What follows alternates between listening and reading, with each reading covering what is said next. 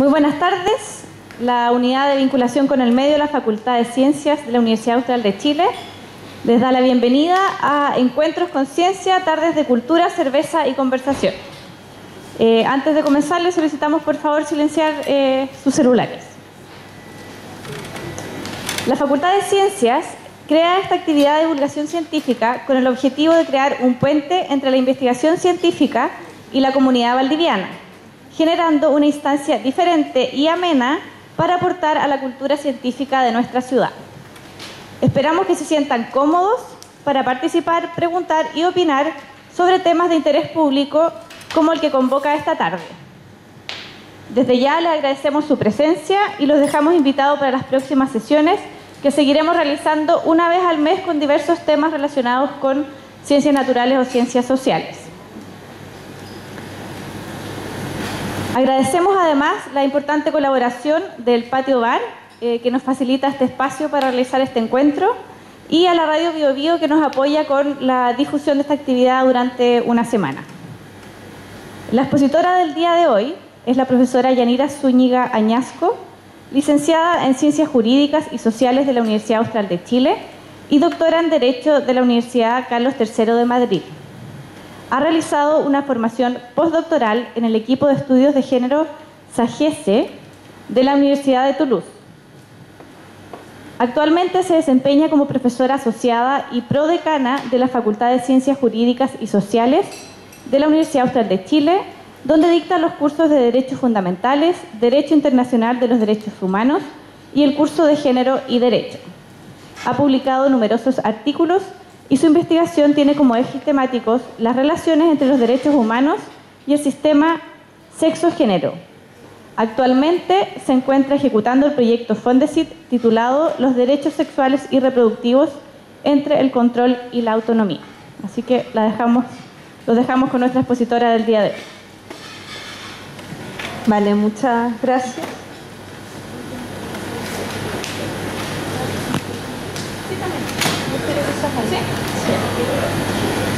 Gracias por la invitación a la Facultad de Ciencias, una invitación inesperada, no tenemos tantas vías de comunicación entre la Facultad de Ciencias Jurídicas y la Facultad de Ciencias, así que bienvenida la invitación y la posibilidad de explorar otros caminos de colaboración en el futuro. Como mencionaba Carla, yo estoy ejecutando un proyecto Fondesit y es eso lo que quiero presentarles. También en la reseña que ella leyó consta y es algo que quiero que quede en evidencia y voy a desarrollar en mi exposición, que trabajo desde una perspectiva de género. Por lo tanto, voy a cruzar lógicas tradicionales de derechos humanos con esta mirada que es un poco nueva también en los estudios jurídicos, al menos chilenos, y que proviene del pensamiento feminista. Ese es un poco el contexto metodológico que voy a trabajar, y les pido que si quieren intervenir me lo indiquen para que la conversación sea entonces también más dinámica. Planteé algunas preguntas introductorias, me voy a poner aquí para que los chicos vean. Por la siguiente cuestión, lo que quiero plantearles es algo que podría sonar menos problemático de lo que realmente es. Si a uno le preguntan si existen derechos sexuales o reproductivos, lo que equivale a preguntar si las personas pueden tomar decisiones sobre su sexualidad o sobre su procreación y si esas decisiones están garantizadas por el ordenamiento jurídico, probablemente uno va a contestar sí. ¿Quién más va a poder tomar esas decisiones sino el propio sujeto, ¿no? Pero luego, si yo les pido contestar alguna de las preguntas que tienen en pantalla que desglosan espacios específicos de esas decisiones, probablemente la respuesta que me den no sea tan contundente. Por ejemplo, ¿puede una menor de edad decidir interrumpir un embarazo resultado de una violación? ¿O puede decidir interrumpirlo en cualquier caso? No he puesto la hipótesis de violación porque es una de las que se está discutiendo hoy día, pero quizás algunos me dirían sí, debiera poder, y otros me dirían no, debiera autorizarlo el padre, la madre, o visarlo un médico, etc. U otros dirían, no, una mujer, aunque sea menor de edad, nunca debería poder interrumpir un embarazo, lo que equivale a decir que no tendría entonces un derecho a tomar una decisión sobre su procreación. ¿Pueden dos personas de cualquier sexo y edad decidir libremente mantener relaciones sexuales? Yo supongo que la respuesta sería también no. Si uno lo mira descriptivamente, ¿no? El ordenamiento jurídico no le garantiza a todas las personas de cualquier sexo, no con todas las mismas consecuencias jurídicas, poder tener relaciones sexuales, y hay también limitaciones de edad. ¿Puede un profesional de la salud proveer anticonceptivos a una menor de edad sin autorización de sus padres? También es una pregunta difícil de responder en términos positivos, y así uno puede ir respondiendo todas las siguientes, y quiero reemplazarlas para ver si a lo largo de la exposición podemos ir proveyendo algunas respuestas a las mismas. Una persona transexual puede obtener el cambio de su sexo registral, es decir, el sexo que está inscrito en su partida de nacimiento, el que aparece en el carnet de identidad, bajo su sola voluntad, bajo su sola expresión de voluntad. Puede acceder a una cirugía de reasignación genital si tiene una disforia de género. Puede una mujer que no ha tenido hijos, si se encuentra en edad fértil, decidir esterilizarse, es decir, pedirle a un médico y que el médico diga ya, de la misma manera que diría, bueno, si usted se quiere poner lentes, hágalo, o cualquier otra decisión en materia de salud. ¿Las mujeres están obligadas a amamantar o es una decisión? ¿Una mujer con VIH o una mujer con síndrome de Down pueden decidir embarazarse? Aclaro que cuando aparece la expresión pueden ahí, digo pueden en un sentido normativo. Desde el punto de vista fáctico, las personas hacen muchas cosas que las normas jurídicas no permiten. La idea puede está planteada en términos normativos. ¿Puede haber violación entre cónyuges? Es decir, una mujer que está casada podría obtener, en el caso que hubiera sido violentada sexualmente, que los tribunales así lo declararan, que entendieran que ha sido objeto de una violación. ¿Los comentarios sexistas o las proposiciones con contenido sexual entre compañeros de trabajo son legítimos? La pregunta podría traducirse a los piropos, ¿no? ¿Tengo derecho como mujer a no ser piropeada en la calle? ¿O a no ser objeto de alguna proposición sexual? ¿O en realidad siempre debo tolerarlo en el entendido de que debería sentirme adulada por ese tipo de expresiones o de conducta? Si ustedes se fijan, creo que sin entrar a la respuesta de esas preguntas, uno ya puede intuir que son preguntas de difícil respuesta, que tendríamos probablemente en esta misma sala discrepancias sobre su respuesta, y que desde luego, y eso es lo que quiero plantear, uno de los problemas para responder estas preguntas es que jurídicamente no hay elementos concretos para responder. Es decir, no sabemos en muchos casos si el derecho, entendiendo por derecho el sistema jurídico, garantiza que son las personas las que toman esas decisiones, las personas directamente involucradas, o eventualmente esas decisiones las toma el Estado a través de sus órganos, o eventualmente las toman otras personas, ¿no? A las que se les garantizan otros intereses. Y entonces esa es la pregunta sobre los derechos sexuales y reproductivos. La pregunta sobre los derechos sexuales y reproductivos es la pregunta sobre si tenemos derecho, sobre si esa expectativa está garantizada jurídicamente a tomar decisiones libres, autónomas, en esos espacios, sobre la sexualidad y sobre nuestra propia procreación. Y esa pregunta, como vengo sugiriendo, es de difícil respuesta en el sistema jurídico chileno. ¿Por qué razón?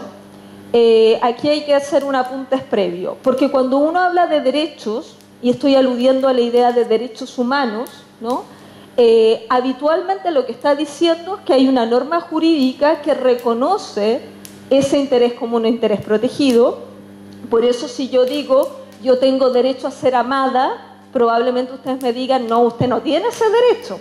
porque no hay ninguna norma jurídica que establezca que uno tiene derecho a ser querido por las otras personas o a ser apreciado, ¿no?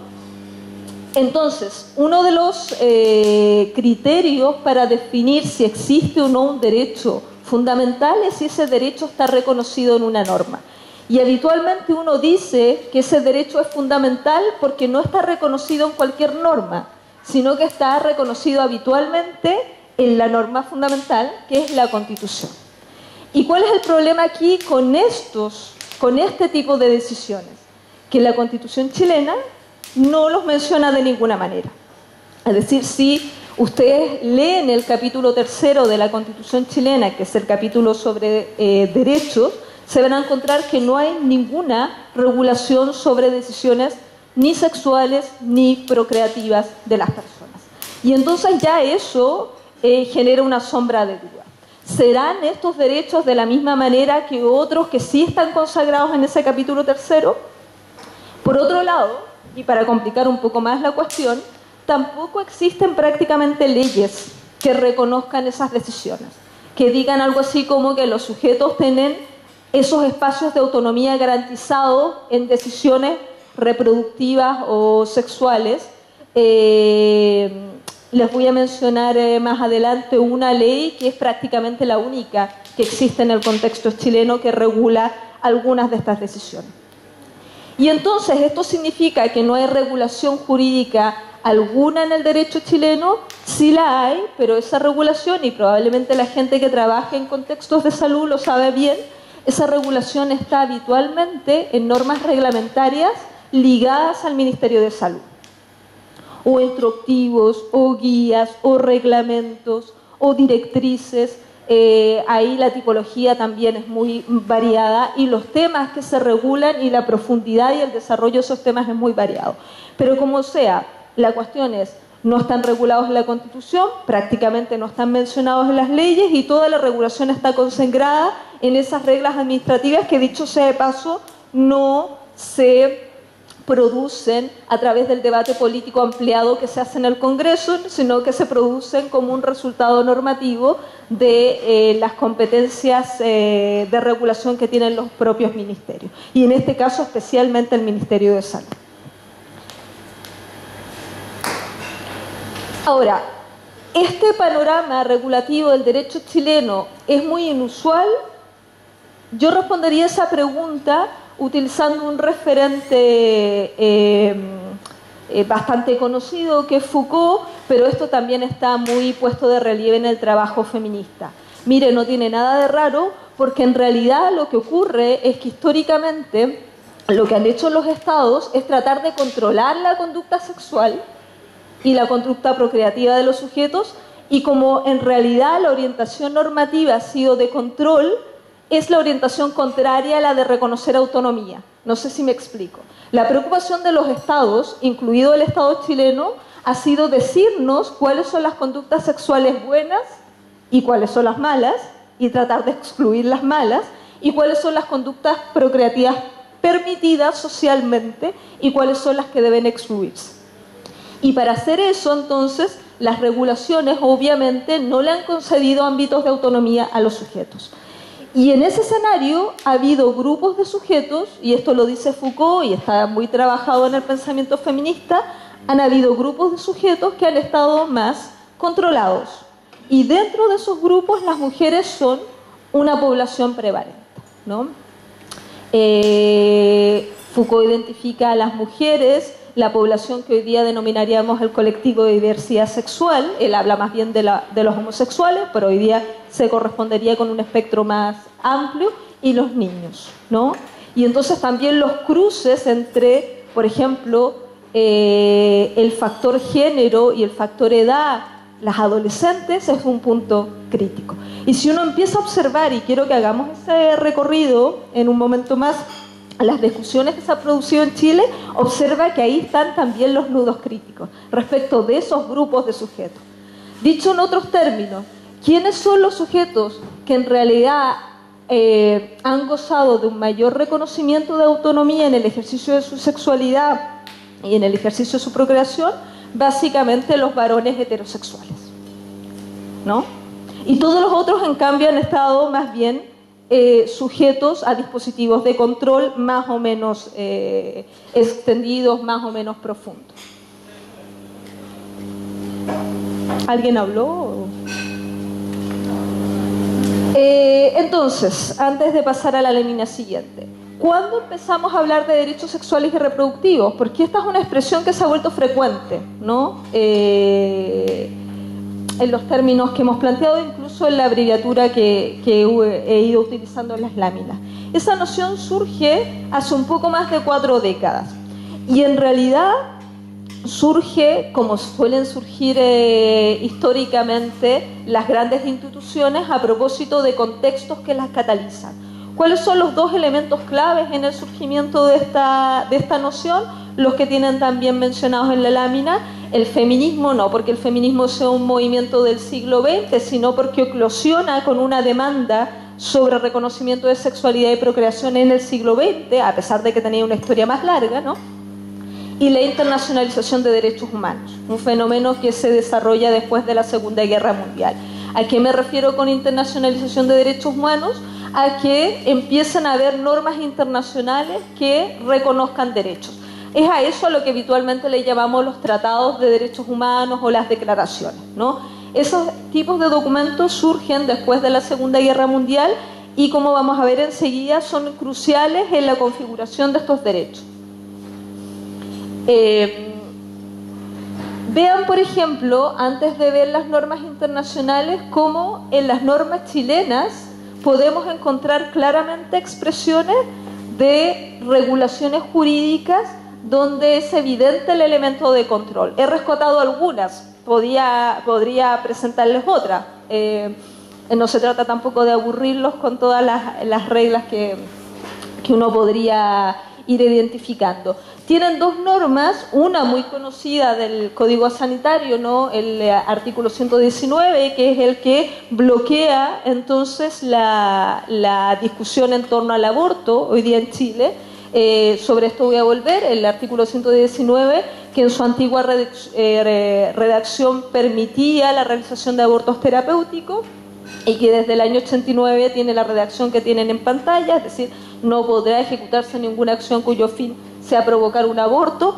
Esta disposición, por los antecedentes históricos y por el resultado jurídico, es obviamente una disposición de control. Lo que busca, o lo que buscó y ha conseguido, es reducir la posibilidad de que haya un ejercicio de autonomía procreativa por parte de las mujeres, al menos en lo que se refiere al control de la natalidad por vía de interrupción del embarazo. Y la otra disposición es menos conocida, la del artículo 18, pero bastante elocuente, me parece, ¿no? La leche de la madre es de propiedad exclusiva de su hijo y en consecuencia está obligado a amamantarla por sí misma, ¿no? Ojo que hay un proyecto de ley que se está discutiendo hoy día en el Congreso de lactancia materna que reproduce una disposición bastante parecida. A decir, que no se crea que esa disposición tiene una suerte de visión trasnochada sobre la lactancia materna, porque esa visión hoy día está reciclada en otras discusiones jurídicas y en otras normas jurídicas.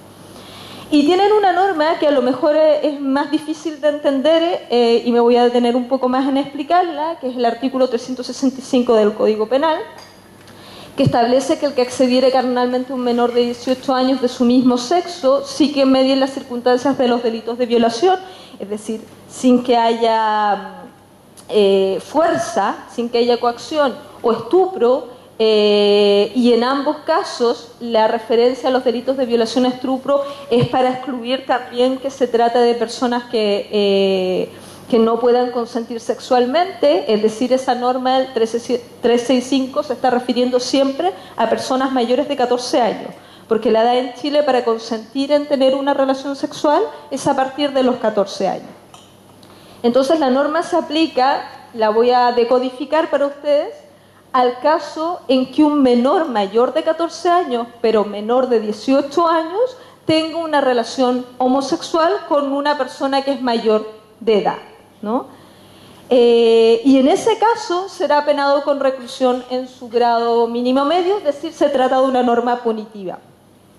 ¿Cuál es la cuestión aquí? que esa regla no existe para el caso de relaciones heterosexuales. Es decir, si una persona mayor de 14 años y menor de 18 años tiene relaciones sexuales con su pololo, por ejemplo, una chica de 15 años con el pololo de 18 años, esa conducta es, como dirían los penalistas, atípica. Es decir, no da origen a ninguna sanción penal, siempre y cuando no haya estupro, que es una circunstancia específica, es decir, siempre y cuando no haya abuso o algún tipo de fuerza, para ponerlo en términos simples. Pero, sin embargo, una relación consentida entre una persona mayor de 14 años, menor de 18, con una persona mayor de edad, si ambos están en la hipótesis de homosexualidad masculina, porque no es posible acceder carnalmente según la lógica jurídica en el caso de las relaciones homosexuales femeninas, esa hipótesis sí es punible. Y entonces ya podemos responder a una de las preguntas que había planteado al principio.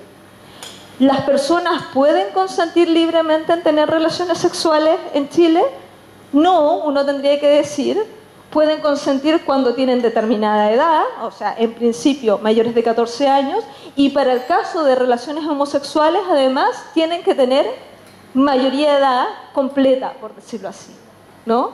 Y entonces tenemos una restricción penal. Ahora, alguien podría decirme, pero esa norma es discriminatoria, ¿no es cierto? Porque parece poner en una situación diferenciada las relaciones heterosexuales de las relaciones homosexuales. Pues bien, no voy a entrar en esto, pero sí les voy a contar que esa norma fue conocida por el Tribunal Constitucional, se impugnó por violación al principio de igualdad y el Tribunal Constitucional dijo no, esa norma es constitucional.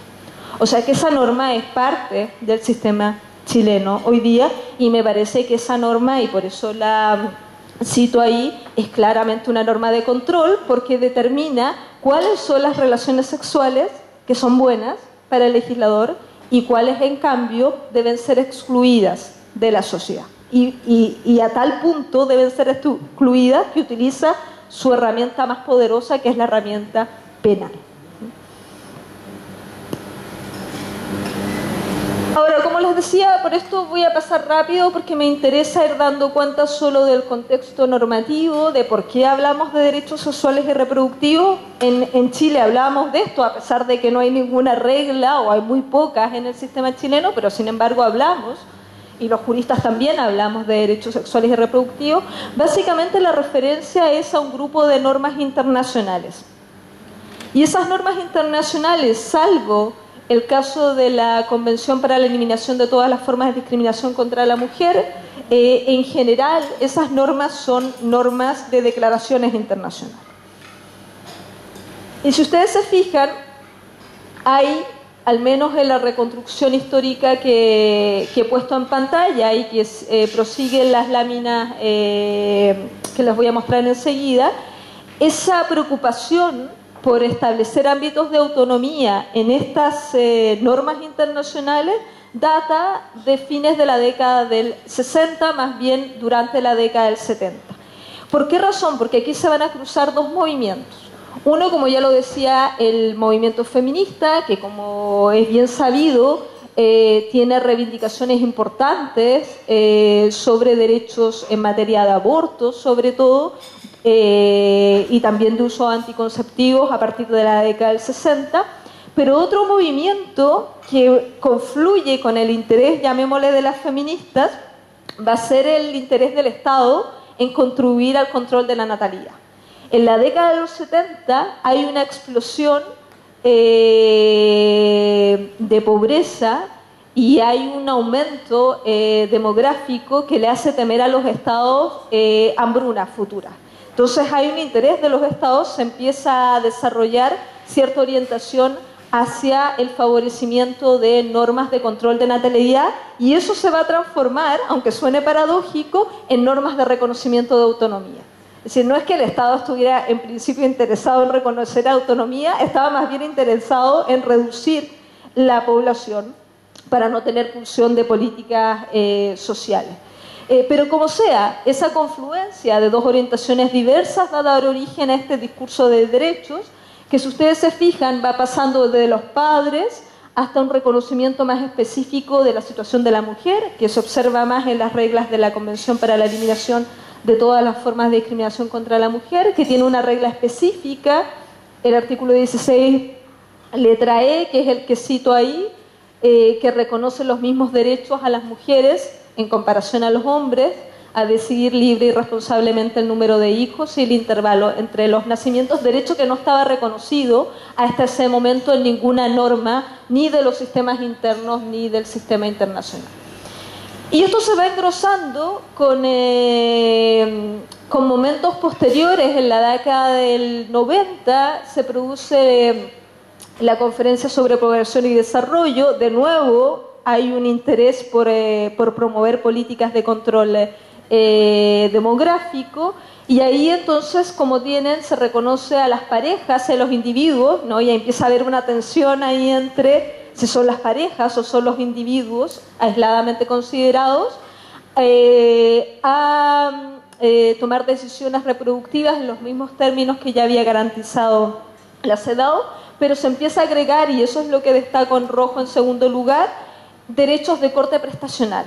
Mire, y entonces también se empieza a decir, y los individuos tenemos derecho a disponer de la información, o sea, no solo a evitar que el Estado interfiera con esas decisiones reproductivas, sino a disponer de la información necesaria para hacer efectivas esas decisiones, y también incluso de los métodos necesarios para ejecutarlas, ¿no? Que es una configuración híbrida, es decir, entre lo que los juristas llamamos derechos negativos y derechos positivos, es decir, prestacionales, en que le pedimos que el Estado nos dé algo. Esa configuración híbrida permanece hasta el día de hoy en los derechos procreativos. Si lo queremos ver en términos más sencillos, son tanto derechos liberales como derechos sociales. O sea, escapan un poco de esta típica distinción y tienen características de esas dos manifestaciones. La muy conocida Plataforma de Acción de Beijing, una conferencia para las mujeres en el año 1995, que retoma la misma agenda de derechos que ya se había iniciado en conferencias anteriores, e introduce otros elementos como la especial vulnerabilidad de las mujeres, y una idea que va a empezar a promoverse en las discusiones más recientes, la idea de la corresponsabilización. ¿Hasta qué punto la procreación requiere también de una redistribución de las labores de cuidado en el hogar, ¿no? Y no es un asunto estrictamente de las mujeres, en el sentido de que la procreación de las mujeres, que también es vista habitualmente por las sociedades como la procreación de la especie, la llave de procreación de la especie, entonces en la medida de que es mirada como un asunto social, no puede descansar solo sobre las espaldas de esas mujeres individualmente consideradas, como ha venido ocurriendo hasta ahora, ¿no? Y entonces ese concepto empieza también a promover una discusión sobre la manera en que distribuimos en los hogares las funciones de cuidado respecto de los niños. Y bueno, la promoción también de políticas específicas por parte del Estado. Y lo que me interesa mencionarles, porque es un rasgo que puede ser poco conocido, es que esta discusión salta a otras normas que no siempre son referidas como normas de derechos sexuales y reproductivos, pero que van incorporando el elemento de la sexualidad como un espacio autónomo de los sujetos, y sobre todo de las mujeres. En esa línea, la Convención Interamericana para Prevenir, Sancionar y Erradicar la Violencia contra la Mujer, que califica de violencia también los maltratos de orden sexual, ¿no? Que es algo que hoy día la ley chilena también recoge. La violencia sexual es constitutiva de violencia intrafamiliar.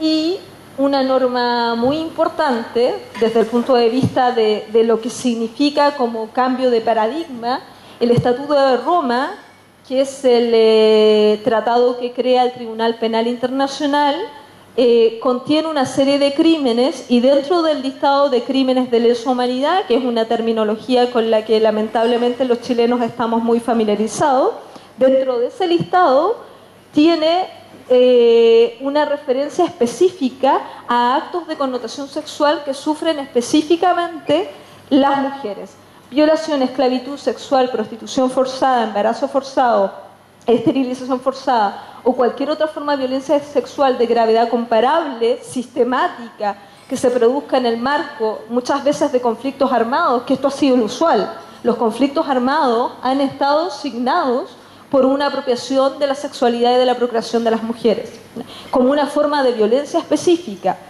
Y solo ahora, este estatuto empezó a regir a principios de la década del 2000, solo ahora los estados reconocen esa forma específica de violencia que han sufrido las mujeres históricamente, sobre todo en el marco de conflictos armados. Y lo reconocen como una figura agravada de crimen de lesa humanidad.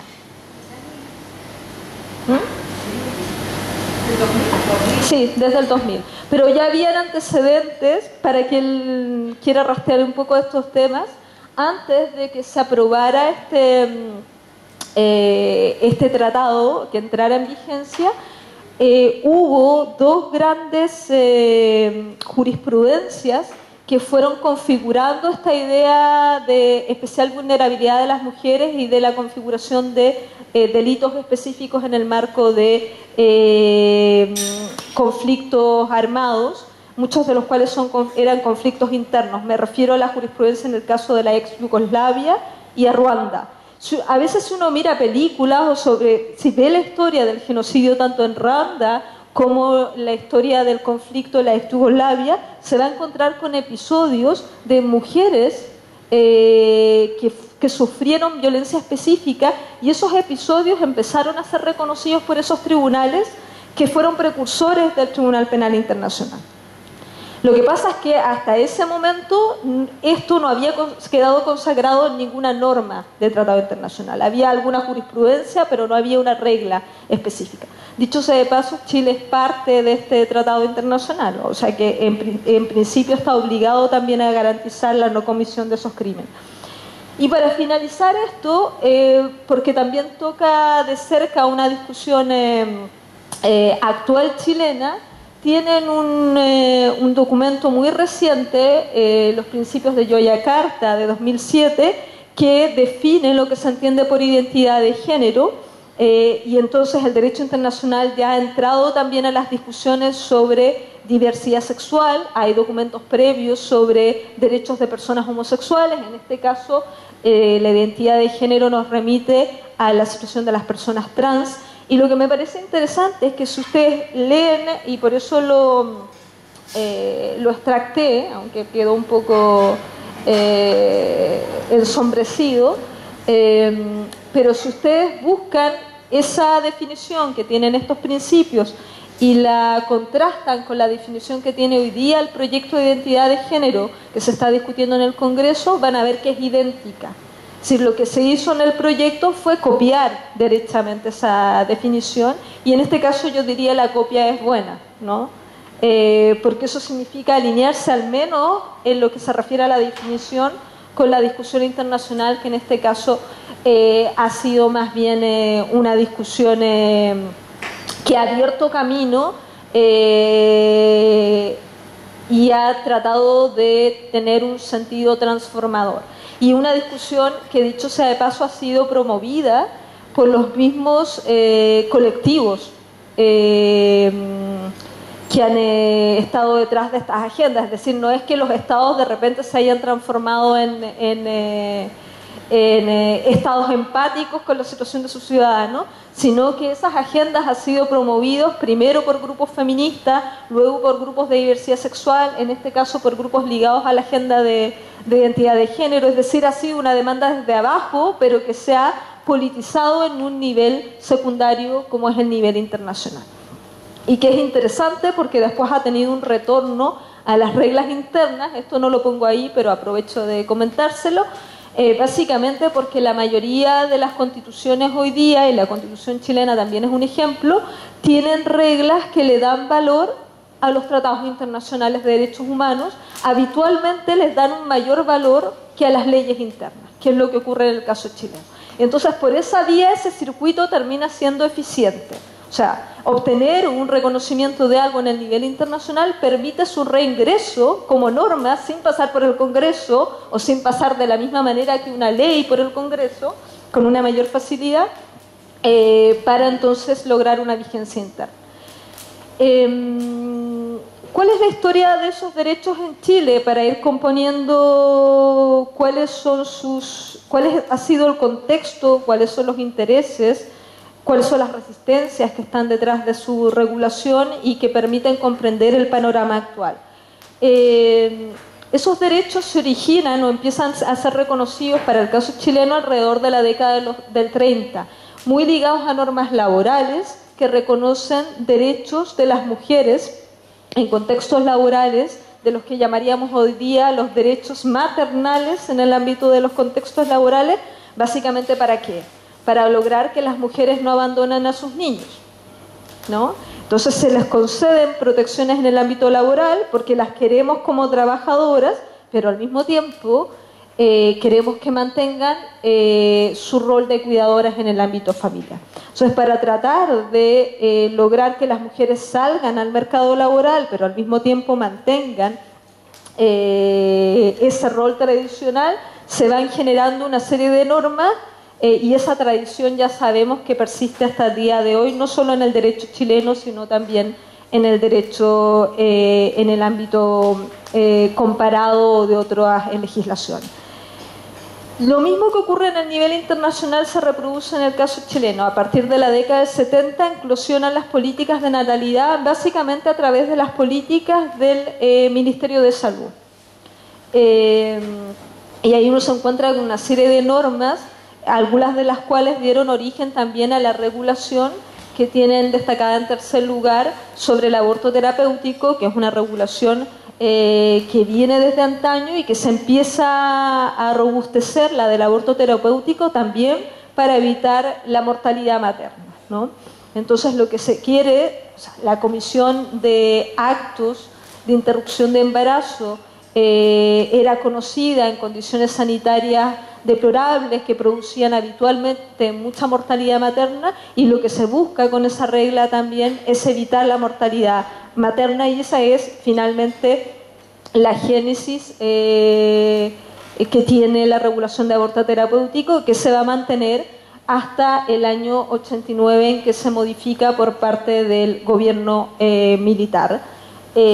Una de las últimas leyes, y yo lo he dicho en varias conferencias, habitualmente esto se suele decir como un reproche al gobierno militar, que desde luego es algo reprochable, ¿no?, que se haya modificado esa norma, pero el reproche más fuerte que uno debiera formular es al proceso de transición democrática. Es decir, no haber logrado restablecer una norma histórica, una norma que está presente en la gran mayoría de los ordenamientos jurídicos al día de hoy, es una verdadera vergüenza desde el punto de vista de la tutela de derechos fundamentales. Y esto en alguna medida ha sido consecuencia, se dice, al menos por quienes leen esta discusión, del hecho de que la Constitución tenga una regla que ha sido interpretada como una barrera al restablecimiento del aborto terapéutico y como una barrera a la apertura de la discusión sobre otras formas de intervención voluntaria del embarazo.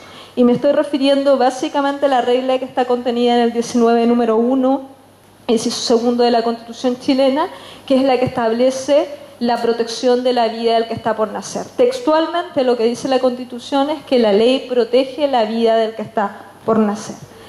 Y a partir de esa norma se ha levantado una especie de paredón que ha impedido en algunos casos la sola discusión. Yo les recuerdo que en algún momento en Chile se han planteado proyectos que en la discusión sobre la voluntad de legislar, sobre la decisión de legislar del Congreso, el propio Congreso ha votado en contra de esa decisión, lo que equivale en términos muy coloquiales a que yo les diga sentémonos a conversar sobre algo y ustedes me digan no, yo no quiero conversar sobre este asunto, que es un contrasentido considerando que el Congreso es el órgano deliberativo por antonomasia del sistema chileno. Y entonces eso expresa una resistencia muy fuerte. No, o sea, desde luego cuando el proceso una ley no avanza suficientemente, uno puede decir hay una resistencia, pero cuando ni siquiera nos sentamos a debatir esa ley, la resistencia es todavía más profunda. Entonces, ¿cuál es la única ley que especifica y sistemáticamente regula hoy día derechos sexuales y reproductivos? La ley 20.418, sobre la que vuelvo enseguida. Y como decía al principio de la exposición, la mayoría de la regulación de derechos sexuales y reproductivos es de carácter administrativo, y ahí encontramos varias cosas. Hay una profusa regulación, por ejemplo, en materia de VIH, que data desde antes de la década del 2000. Hay alguna regulación en materia de esterilización, hay alguna regulación bastante más reciente en materia de tratamiento de personas trans.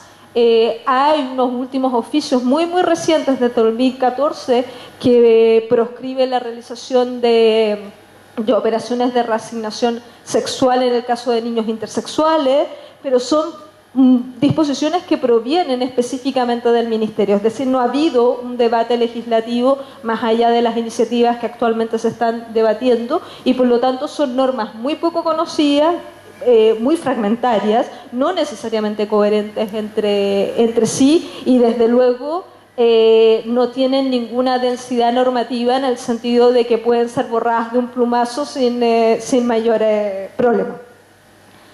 La ley 20.418, que es la norma a la que me refería, resolvió un caso muy conocido que seguramente escucharon varios de los que están aquí mencionar, el caso de la píldora del día después, que es un caso que se produjo, que se falló en el año 2008 por parte del Tribunal Constitucional, a propósito justamente de que se había dictado también una norma reglamentaria, no una norma legal. Esto es también una particularidad, porque habitualmente el Tribunal Constitucional conoce de impugnaciones de constitucionalidad de leyes y no de reglamentos, como ocurrió en este caso.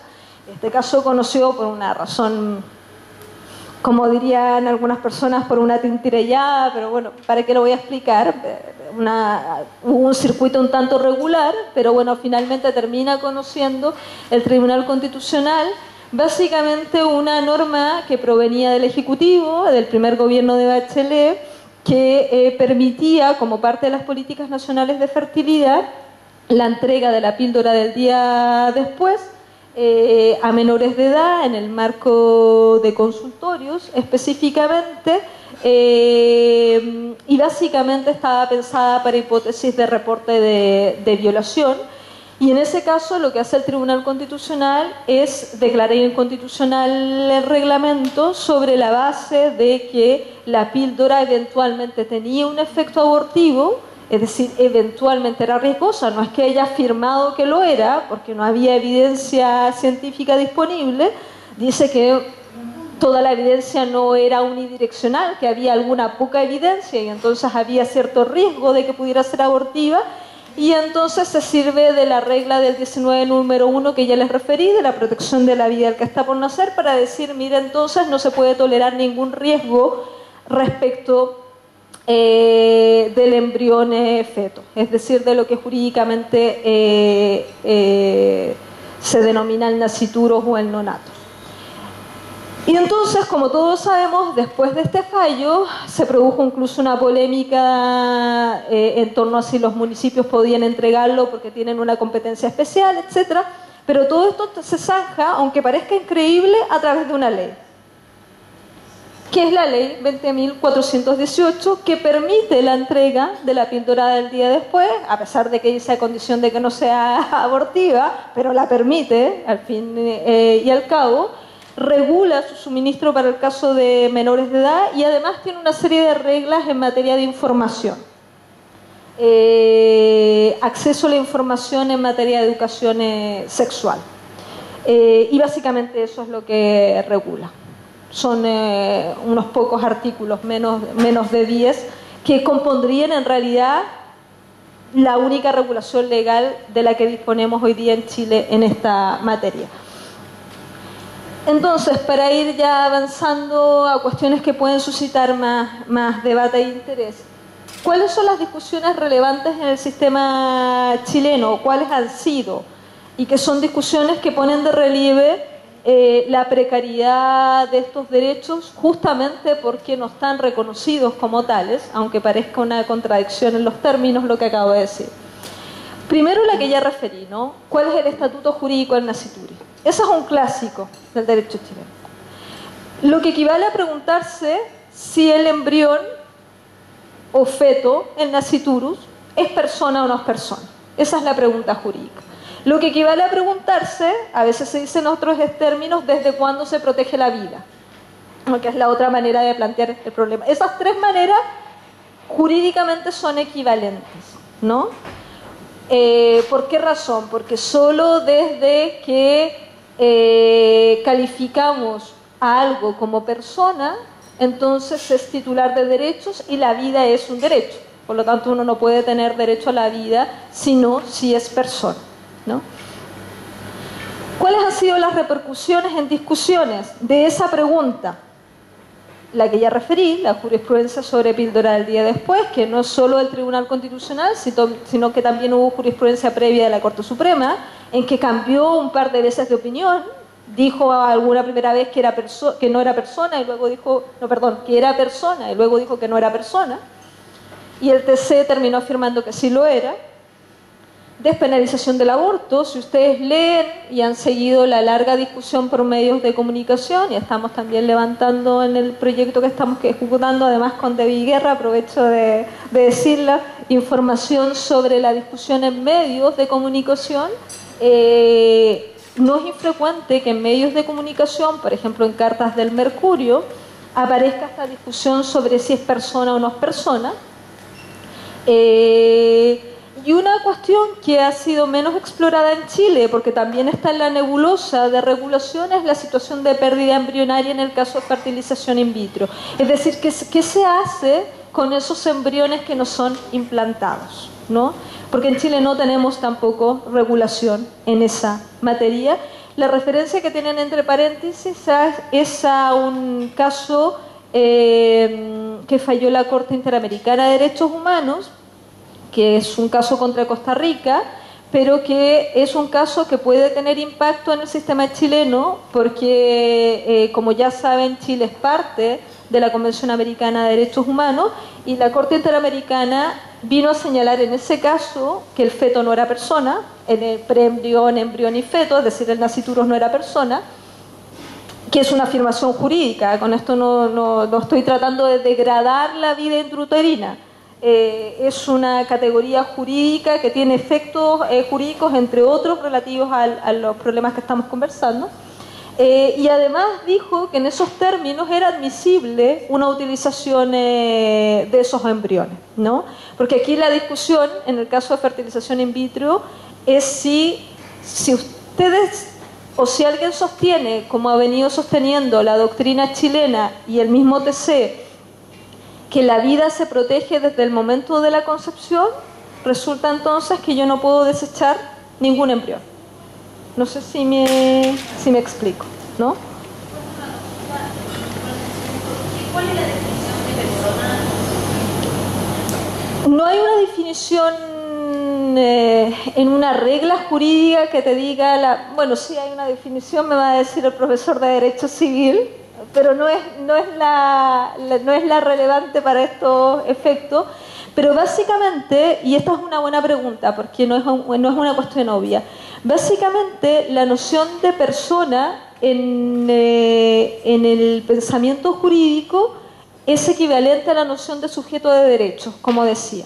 O sea, la persona es el titular de derechos. Y entonces la pregunta tú me dirías, y bueno, ¿y quién es el titular de derechos? Y yo te diría que la idea de persona en el sistema jurídico ha estado asociada al reconocimiento de ciertos atributos que permitan suponer que las personas son, o que los sujetos son autónomos. ¿Por qué razón? Porque es una noción moderna. Entonces, claro, uno de esos atributos es que haya un ser viviente que tenga un mínimo de racionalidad. Y eso es lo que un jurista te diría que distinguiría a un animal de una persona, ¿no? Que entonces el ser humano tiene una mínima racionalidad que lo transforma entonces en alguien que tiene un proyecto de vida que puede plantearse y entonces puede tener garantizados ciertos derechos para desarrollar ese proyecto de vida. Ahora, también hay que reconocer que las discusiones sobre este concepto de racionalidad se han ido moviendo con discusiones sobre la protección, por ejemplo, de los animales, ¿no es cierto?, que es una discusión también muy actual. Mire, el animal en tanto ser sintiente no merecerá entonces que le reconozcamos una calidad jurídica similar a la que nos reconocemos a nosotros mismos. Y en esa discusión uno podría decir, bueno, a lo mejor también podríamos plantearnos la cuestión del feto como un ser sintiente, ¿no es cierto? Podríamos utilizar esa categoría.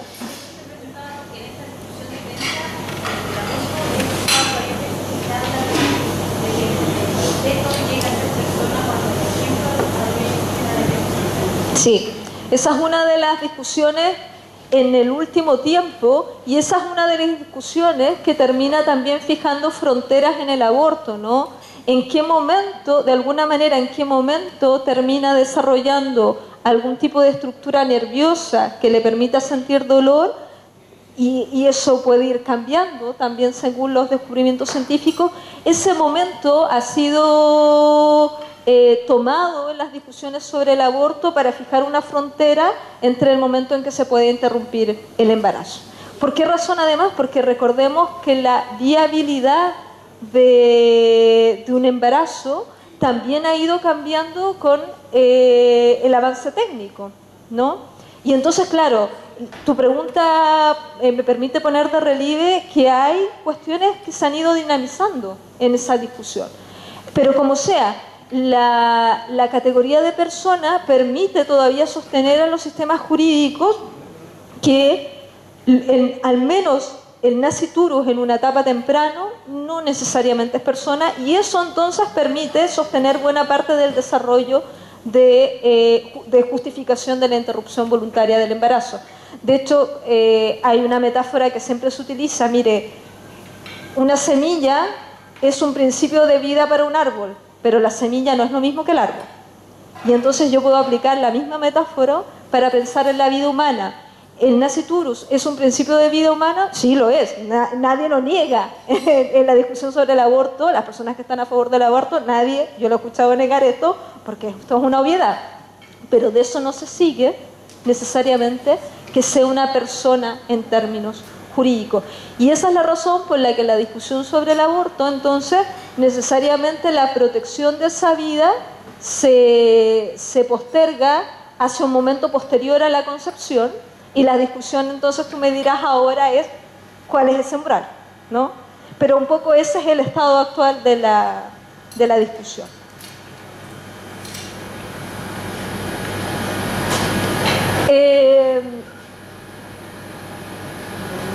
Esto es una cuestión bien complicada. ¿Quién adopta decisiones sexuales o reproductivas en el caso de menores de edad? Que es la pregunta que planteé al principio, pero que uno podría desglosar en varias hipótesis. Yo la planteé, si recuerdan bien, para el aborto, que es una de las cuestiones que se plantea en la discusión del proyecto actual. Y bueno, si la embarazada es una menor de edad, la embarazada violada, y es bien sensato que se plantee esa pregunta, porque buena parte de las violaciones con resultado de embarazo afectan a menores de edad, ¿no es cierto? Pero la pregunta es, entonces, ¿pero y lo toma la niña sola? ¿Lo toma el padre? ¿Lo toma la madre? ¿Lo toman en conjunto? Y si están en desacuerdo, ¿lo toma el juez? Ese juez, un juez especial, ¿lo toma el médico, el psicólogo, el psiquiatra, la matrona? ¿No? Entonces, actualmente a esa batería de preguntas o de opciones no tenemos una respuesta concreta en el sistema chileno. Como no la tendríamos, este no es solo un problema en materia de derechos sexuales y reproductivos, es un problema general. Si uno se pregunta, ¿quién toma una decisión sobre tratamiento médico en el caso de un menor? La respuesta es exactamente la misma. No sabemos. Algunos le dirán que los padres, ¿no? Porque resulta que los padres son los representantes legales. esa es como una respuesta estándar, pero todos sabemos que si un chico se quiere ir a comprar un pantalón de 15 años, nadie le pide que vaya con el representante hasta donde yo sé, ¿no? A pesar de que en principio no tiene capacidad para hacer eso. Y sin embargo sí le pedimos para, habitualmente, si quiere solicitar un anticonceptivo, tomar una decisión sobre su sexualidad, porque además ahí hay una esfera de mayor control. Fíjense, no sé si recuerdan la discusión sobre el proyecto de aborto en la Cámara de Diputados. Se aprobaron varias cosas, ¿no? Y en ese sentido, el gobierno que promueve este proyecto podía estar contento. Pero una de las cosas que no se aprobó fue precisamente la regla en materia de menores de edad. Violación para el caso de menores de edad. Ahí no se produjo acuerdo suficiente para llegar a tener una regla, lo que significa que el proyecto hacia el Senado va sin esa regla y que eventualmente podría salir el proyecto sin esa regla. Lo que nos pondría, y no sé si hay gente que trabaja en el contexto salud, pondría en la tesitura de cuando se produzca eventualmente una interrupción del embarazo bajo la hipótesis de interrupción por causal de violación, no sabríamos cómo proceder porque el sistema chileno no tiene criterios claros en esta materia. Y yo no descarto que esto se vaya a producir. La educación sexual, ya conocen ustedes todos los problemas que hay para fijar reglas claras en la educación sexual en contenido. De hecho, si ustedes miran la ley 20.418, que dije ya que regulaba algunas cuestiones de educación sexual, dice, empieza afirmando, las personas tienen derecho a acceder libremente a la información, ¿no? Y luego regula la situación en los colegios. Y dice, pero siempre y cuando no vaya en contra, ¿no?, de las decisiones del propio colegio. De lo que uno colige, que al final uno tiene, en el mejor de los casos, a recibir la instrucción que el colegio quiere darle sobre educación sexual, sea esta o no relativamente razonable, de acuerdo a estándares científicos, ideológicos, y que en cualquier caso uno no tiene derecho a exigirle más al colegio de lo que el colegio a usted le quiere dar en tanto estudiante. Lo que equivale a decir que uno no tiene derecho, si uno lo mira bien. Porque si yo no lo puedo exigir, lo que yo quiero obtener o lo que legítimamente podría obtener, entonces yo no tengo, en realidad, por más que la ley así lo afirme, un derecho concreto. Esta es una última discusión que me interesa también poner de relieve porque ha estado flotando de tiempo en tiempo en tribunales de familia. La discusión con el alcance del interés superior del niño. Y ustedes me dirán, ¿y qué tiene que ver el interés superior del niño con estas cuestiones? Y el problema, les diría yo, que el interés superior del niño ha servido para reflotar discusiones en torno a cuál es el modelo de maternidad que las normas jurídicas transmiten. Si la norma jurídica, uno podría pensar, no exige modelos de maternidad, o si los exige, de alguna manera parte de esa discusión en un sentido afirmativo, es decir, si los exige, ha quedado justificado sobre la base del interés superior del niño. Lo voy a tratar de decir de manera más sencilla. El Estado chileno le diría ahora, no es que yo le quiera decir, porque ¿cómo podría yo, Estado, decirle a usted cómo tiene que ser como madre? Yo no le digo eso. Lo que yo quiero en realidad es proteger a su hijo. Yo lo hago porque tengo obligación de proteger al hijo. No le digo a usted cómo debe ser como madre, pero en el fondo, a través del expediente de proteger al hijo, lo que yo estoy haciendo como Estado es generar un modelo de maternidad jurídicamente exigible. Y entonces, estas discusiones se han reflotado en el aborto, desde luego, ¿no? Esta discusión sobre la maternidad, sobre todo en gestante adolescente, en derechos de personas homosexuales, los derechos de parentalidad, ¿no? El caso Atala es el ejemplo paradigmático para el sistema chileno. ¿Tienen las personas homosexuales derechos a criar una familia, a tener hijos? La Corte Suprema en el caso Atala, recuerden que en el caso Atala ella era madre biológica de las niñas, respecto a la cual había una disputa sobre su cuidado personal con el marido y padre biológica de las niñas. En el caso Atala, la Corte Suprema dice no es que usted no tenga derecho, le dice a Karen Atala, no es que usted no tenga derecho a que se le reconozca su orientación homosexual, usted no tiene por qué esconderla. Pero ojo, que cuando usted decide vivir con su pareja está dañando a sus hijas. Y no es que yo le reproche a usted, pero yo le quito a las niñas igual porque mi obligación es protegerlas. Se fijan que bajo un argumento que se construye como tolerando la orientación sexual homosexual en este caso, lo que se hace es justificar un resultado que es claramente discriminatorio. Entonces estas discusiones yo diría que están en el trasfondo también de, en su momento, de acuerdo de unión civil y hoy día de la discusión que se avisora para matrimonio homosexual. Porque la discusión de matrimonio homosexual no es tanto la discusión patrimonial sobre los bienes. La discusión de matrimonio homosexual es la discusión de los derechos de parentalidad y de los derechos de adopción y eventualmente de maternidad subrogada para el caso de parejas homosexuales masculinas. Consumo de drogas o alcohol por parte de mujeres gestantes. Seguramente escucharon hace un tiempo el caso de una mujer que reconoció haber consumido cannabis, ¿no? Y cómo el tribunal, después que hizo el reporte el hospital respectivo, dicho sea de paso, violando toda regla de confidencialidad de la información que había obtenido en el marco de un tratamiento médico, hizo el reporte al Tribunal de Familia y el Tribunal de Familia prohibió a la madre, ¿no?, que tuviera contacto y que amamantara a la recién nacida. Y esa discusión se produce en torno del principio del interés superior del niño, ¿no? Regulación jurídica de la maternidad postnatal. Esta es una cuestión que yo he dicho varias veces, ¿no? En la estructura de postnatal hay claramente un reflotamiento de las lógicas de apego y esta regulación es útil para responder la pregunta de si existe o no existe una obligación para amamantar en el derecho chileno. Y yo diría, en algún sentido, el presupuesto del legislador es que existe.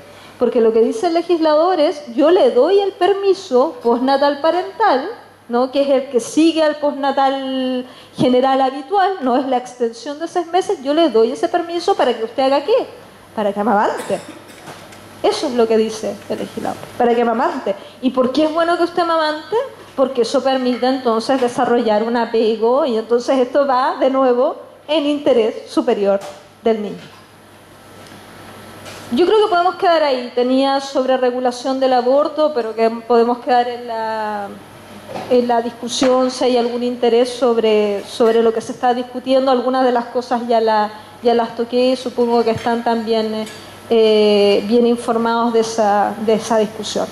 Entonces lo que quería más bien poner de relieve, y con eso puedo concluir, es cómo aquí hay un espectro de preguntas que se van encadenando unas a otras, que van construyendo una fisonomía normativa más bien orientada a controlar nuestras decisiones sobre la sexualidad y sobre la procreación, que a reconocernos ámbitos de autonomía. Y bajo ese esquema de regulación, entonces uno puede plantearse, sin que suene tonta la pregunta, si en realidad uno tiene un derecho. Y esto es importante, porque ya que estamos en el contexto de discusión constitucional, entonces aquí hay un tema, ¿no? Si los derechos están tan vinculados a la noción constitucional, de hecho yo tengo la sensación de que cuando uno pregunta sobre la discusión constitucional, buena parte de las personas entienden que es una discusión sobre derechos, y si luego no discutimos esto, entonces de alguna manera estamos concediendo el punto, que estos no son derechos, o no lo son con la misma entidad o con la misma pedigrí que otros intereses que creo que todo el mundo entendería que son derechos sin mayor problema. Entre otros el de propiedad y el derecho a la vida y la igualdad, etc. Pero estos derechos, yo no he tenido todavía la oportunidad de ver los resultados de la sistematización de encuentros locales, pero no me sorprendería que estos derechos no estuvieran en esa discusión, además porque, si lo pensamos bien, y con esto termino, hay un fenómeno que también describe bien Foucault en su obra, que dicho sea de paso es Historia de la Sexualidad, a la que me estoy refiriendo, y él dice, mire, una manera de construir el control es a través del tabú, pero ese tabú no es un silencio, es una construcción de discursos en los que se habla de algunas cosas y se esconden otras cosas. No es un silencio consistente, homogéneo, es un discurso que se construye sobre aquellas cosas que hay que silenciar. Y entonces estamos tan acostumbrados a ese discurso, hemos normalizado tanto ese estado de cosas que yo creo que ni siquiera nos representamos que estos son espacios que no están reconocidos como debieran estar reconocidos en el sistema jurídico. Muchas gracias.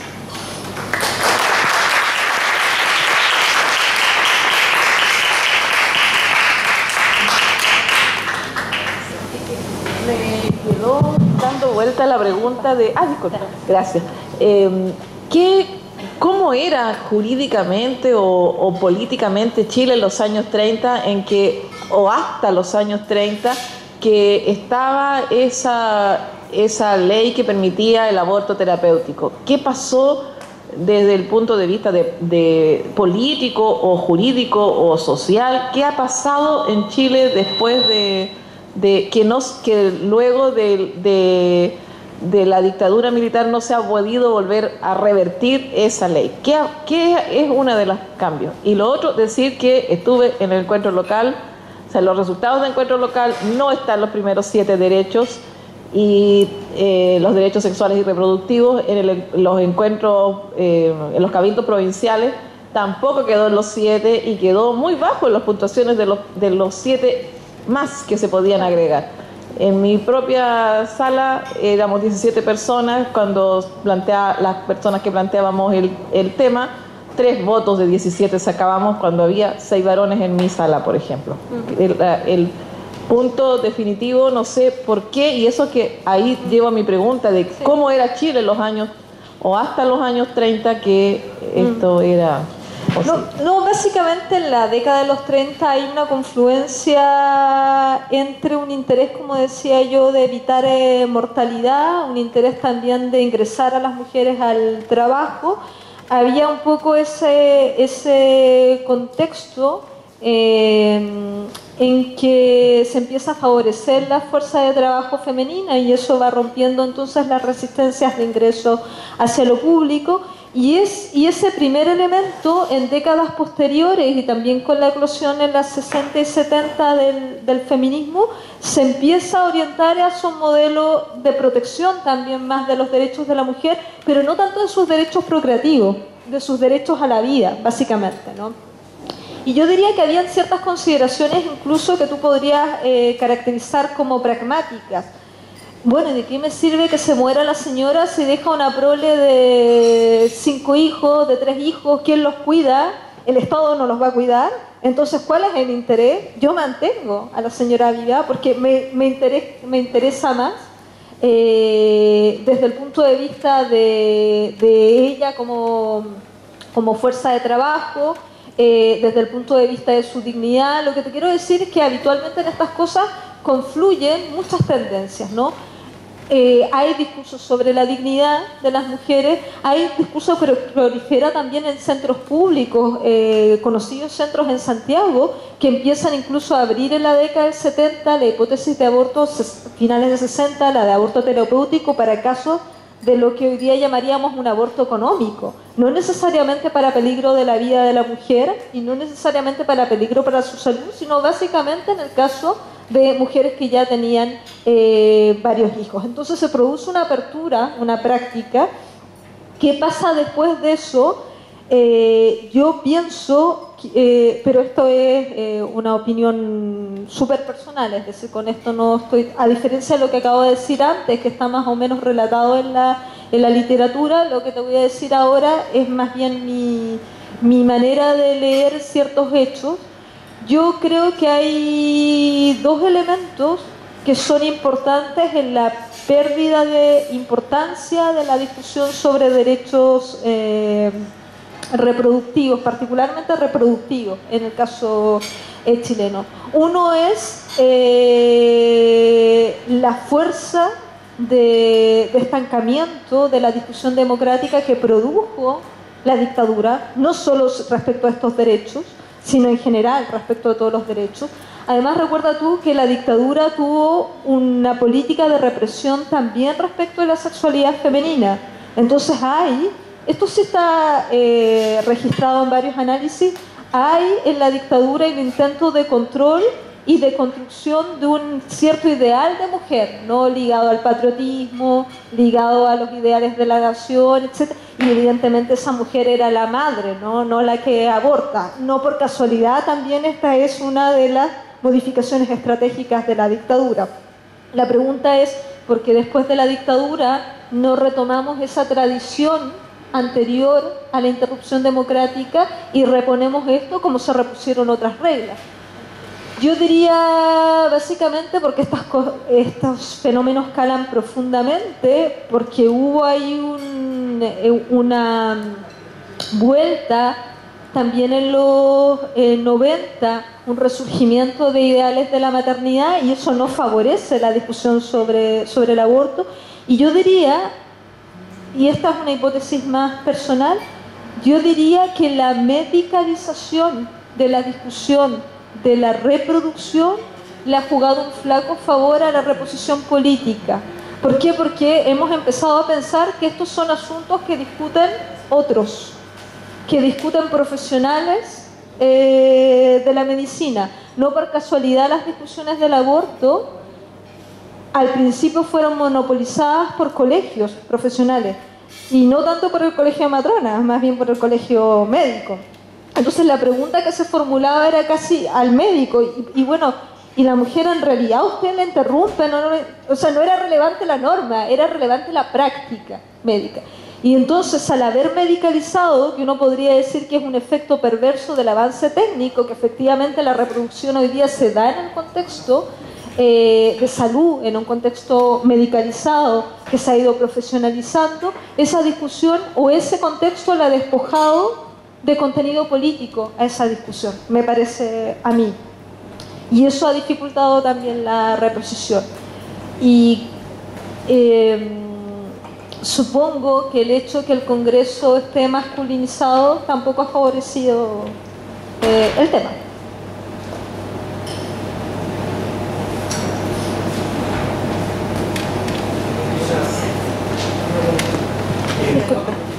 Gracias.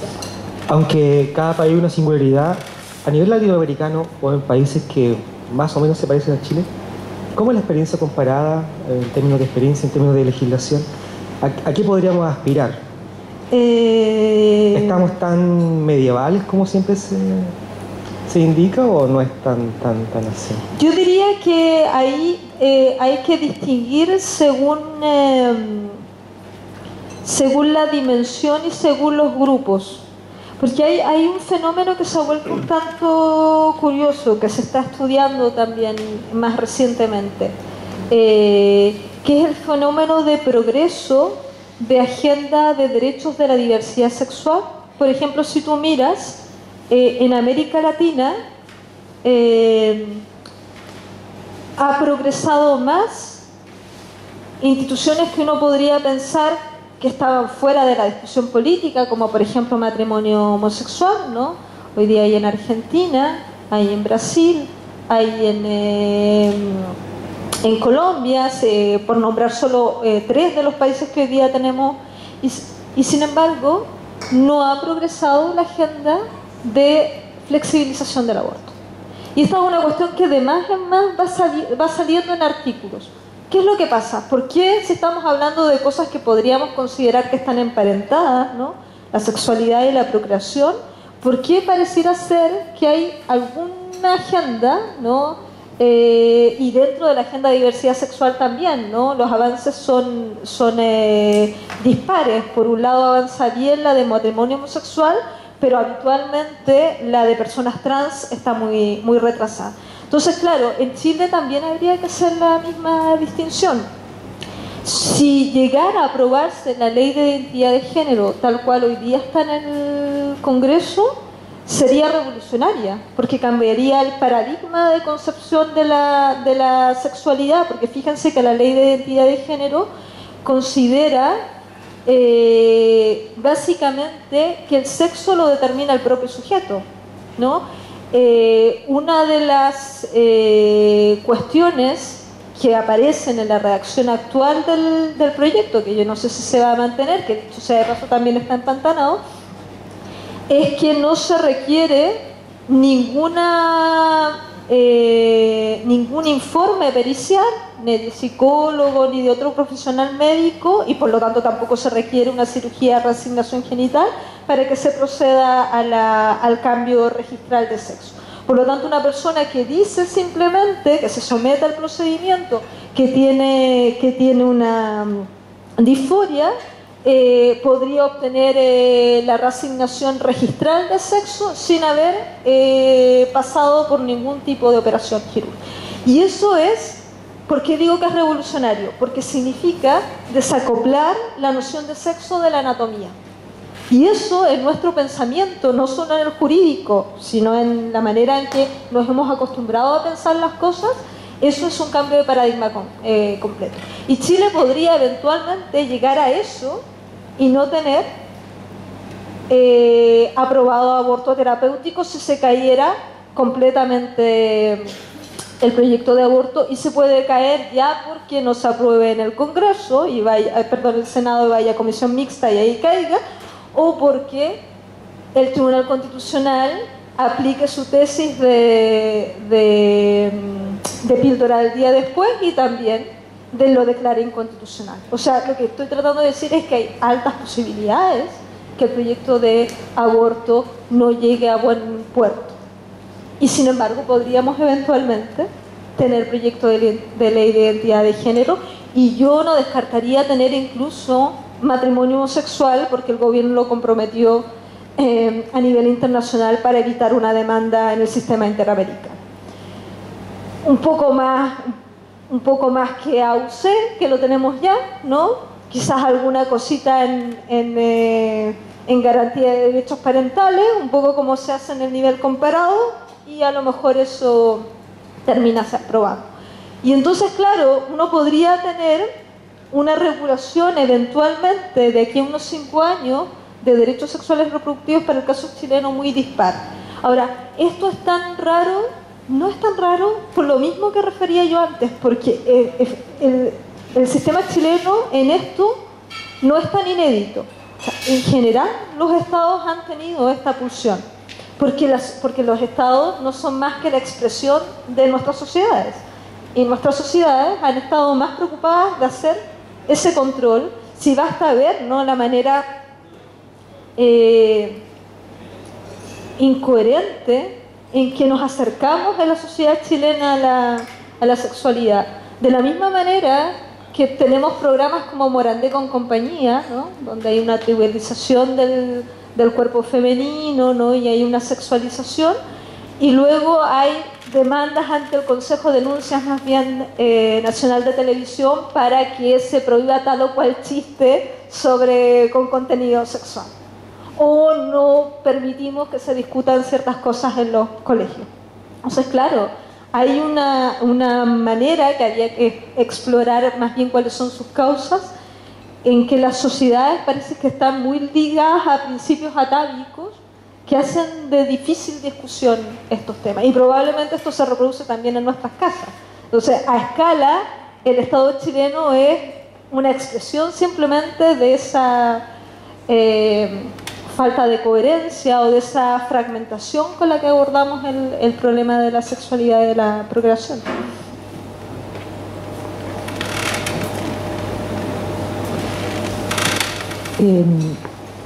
Tú decías que son otros los que deciden. Efectivamente son otros, con O. ¿Sí? Otros varones. Otros, sí. Si uno digamos, está atenta a lo que se dice en televisión, en la radio, en los diarios, en los medios de comunicación en general, son hombres los que están hablando sobre el aborto, sobre las posibilidades de, digamos, de tener una ley de aborto en las 3 causales esas que se están proponiendo. Y bueno, pero hombres.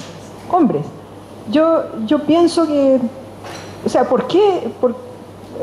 Y en general se oponen, ¿no?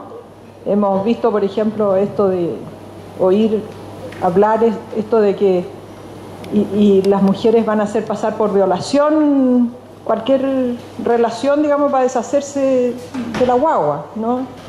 ¿Quién acredita que eso es una violación? Lo dijo un parlamentario, ¿no? ¿Se acuerdan?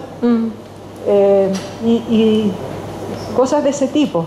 Pero en general son hombres los que están hablando, decidiendo sobre esto, son los que están poniendo la discusión, digamos, si uno oye hablar, son hombres los que hablan sobre esto y van, digamos, van sentando ciertas ideas que finalmente sucede que, como dice Eliana,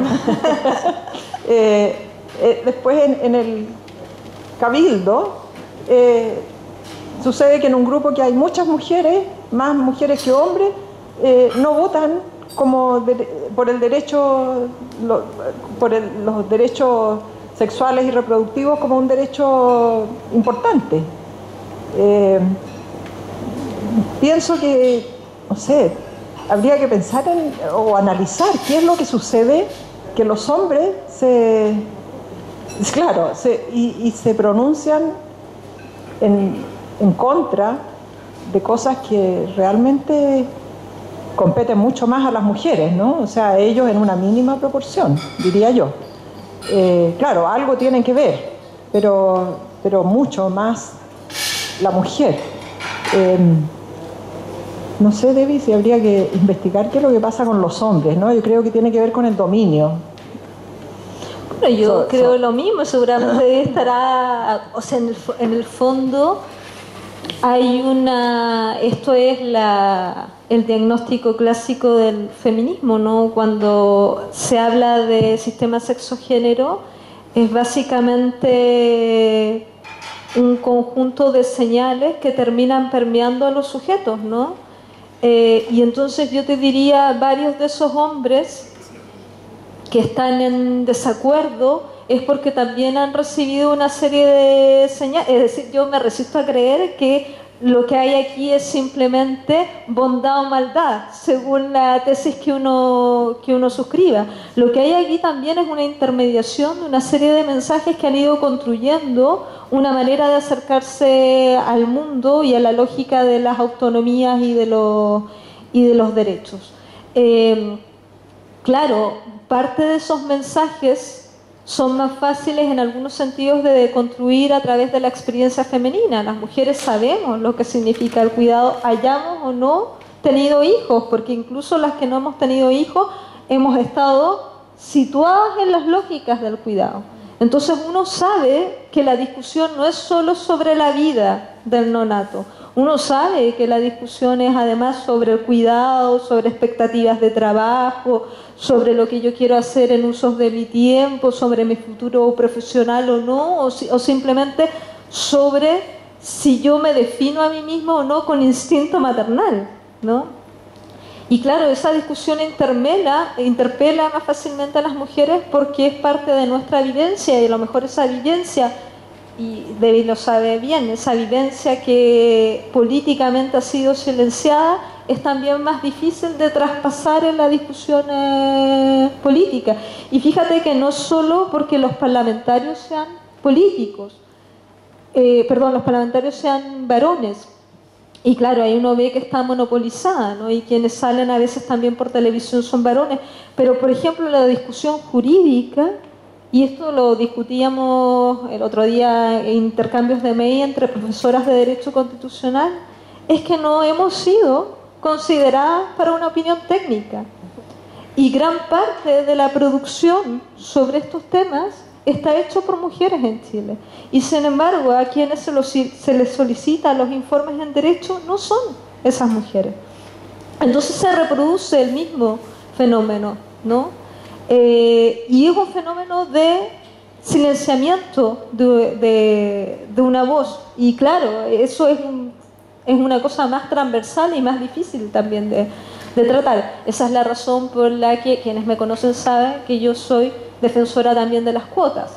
No la cuota como una panacea. Yo no creo que la mujer que llega ahí, por definición, no se va a transformar en impulsora de agendas feministas, y no se trata tampoco de ser inocentes sobre el tema. Pero hay una vivencia que en condiciones de grupo resulta favorecida para crear agenda de género. Y eso se ha demostrado en la experiencia política de los países que tienen cuota. Donde hay cuota de mujeres y esa cuota llega a generar una masa crítica alrededor del 25 o 30%, se produce una agenda. Y uno podría pensar que si los números de representación femenina en el Congreso se empinaran a ese umbral entre 25 y 30%, es probable que la discusión sobre aborto no se hubiera demorado todo lo que se ha demorado en Chile. O sea, de acuerdo a la experiencia comparada, esa hipótesis es perfectamente plausible.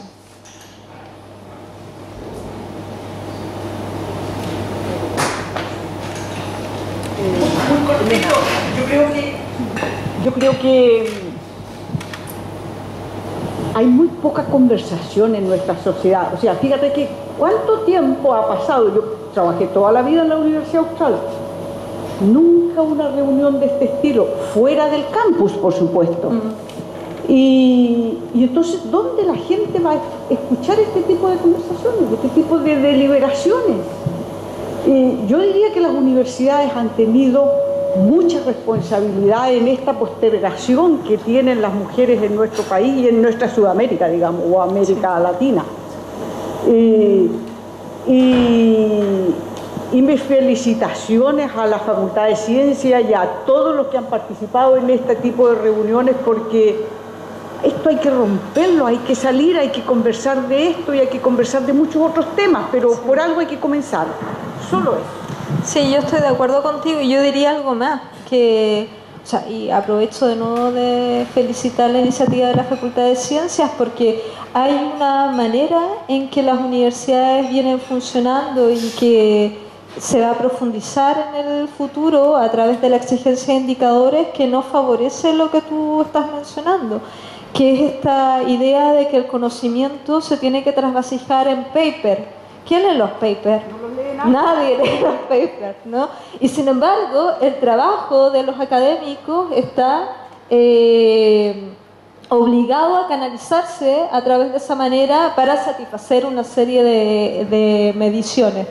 Y entonces el costo de hacer actividades como esta, ¿no? De publicar en sitios que sean de mayor difusión o donde haya mayor divulgación, es un costo que cada vez se vuelve alto, y la universidad no está haciendo, en mi opinión, lo suficiente para generar incentivos, y esto es un problema si hay una declaración también de vinculación con el medio, porque tú tienes razón, la vinculación con el medio no puede producirse dentro de la universidad a puertas cerradas, en contextos donde el público ya está predeterminado como estrecho, etcétera, donde no se produce discusión. Y en ese sentido, actividades como estas son escasas, y lamentablemente habría necesidad de explorarlas también en otras facultades. Fíjate, una cosa muy cortita. Yo hice mi doctorado en Alemania y todos los profesores que tenían proyectos grandes tenían la obligación de hacer una charla fuera de la universidad. ¿Dónde? Eso lo decidían ellos. Y ellos, me recuerdo cuando mi profe nos contaba a los extranjeros, yo puedo decidir ir al kindergarten o ir a una sociedad de gente adulta y no sé de qué estilo, eso lo decido yo, pero yo tengo que hacerla fuera de la universidad. Y eso me parece súper importante. Acá con ICI jamás le ha importado, lo único que le interesa es que le rindan la cuenta, que ajusten los pesos y que vayan las 2 o 3 publicaciones. No, pero ahora CONICYT está exigiendo actividades de divulgación, pero en la medida de que no pesan lo mismo que la producción del paper, entonces son como marginales. quizá en esa reflexión yo también pondría, hay una responsabilidad de la academia en términos de poner los temas, pero también hay hay algo que a mí me preocupa que tú mencionaste que tiene que ver con la profesionalización de los discursos. Entonces, la semana pasada se hizo un seminario sobre aborto en un congreso de estudiantes de medicina, y algo que a mí me llamó la atención era que de las 19 o 20 personas que habíamos allí, 9 éramos mujeres, 4 estábamos en la mesa, y el discurso de los médicos era fundamentalmente que ellos se estaban sintiendo excluidos de la discusión porque este era un tema médico. Y ellos serían los que tendrían que dar esa discusión porque ellos saben. Entonces el problema es que lo que nosotros tratábamos de plantearlo no es que solamente un discurso médico, sino también hay una responsabilidad de la academia de recoger los saberes de las mujeres y de los hombres fuera de la academia, porque esa ha sido también un nudo, porque esa es la discusión que no está en el Congreso. Yo hoy día estuve revisando la discusión en el Congreso y en la última, en el 18 de junio, habían 3 médicos, un abogado de derechos humanos, y ellos son los que estaban dando la discusión, pero no están las mujeres de los movimientos, no están las mujeres, y eso yo creo que tampoco hemos sido capaces de recoger. Entonces, como uno es cómo damos la discusión en la academia, que hay una lógica de género también allí, en términos de quienes generan conocimiento, pero por el otro lado estamos al debe en recoger las voces de las mujeres, de lo cotidiano, porque ellas, como tú decías, lo experiencian. Nosotras sabemos qué es lo que significa la maternidad obligatoria, y eso es lo que no está tampoco recogido. Entonces creo que hay doble responsabilidad. Sí, yo estoy de acuerdo. Sí, pero sí. ¿O hay alguien más que yo? Ah, ya. No, a propósito de lo que decía la Debbie de los médicos, en realidad tenía también esa pregunta desde hace un rato. Al principio hablaste de la esterilización, parece, y yo sé que era una práctica habitual en Chile que los médicos decidían esterilizar mujeres que ya tenían muchos hijos y ellos decidían. Y en el parto, digamos, esterilizaban sin ni siquiera preguntarle a la mujer. No sé si eso se mantiene. Es que ahí también es difícil saber estadísticas, ¿no? Recién se está levantando información sobre prácticas médicas, así que yo no me atrevería a decir con qué frecuencia se producen esas prácticas. Yo lo único que puedo decir es que al menos hay evidencia de reportes jurídicos. Hay un caso que se está tramitando desde el 2014 con informe de admisibilidad de la Comisión Interamericana por denuncia contra el Estado chileno por una esterilización forzada de una mujer con VIH. Es decir, una mujer que la esterilizaron después de que tuvo a su guagua, y ella se había negado, y los médicos en un hospital en la 8ª región la esterilizaron. Así que yo podría decir con base a ese caso que no son circunstancias que estén del todo erradicadas del contexto médico chileno. Y lo otro que está surgiendo con fuerza en los últimos reportes, y entiendo que el INDH lo va a incluir en su próximo informe de derechos humanos, es las prácticas de violencia obstétrica, gracias, de violencia obstétrica.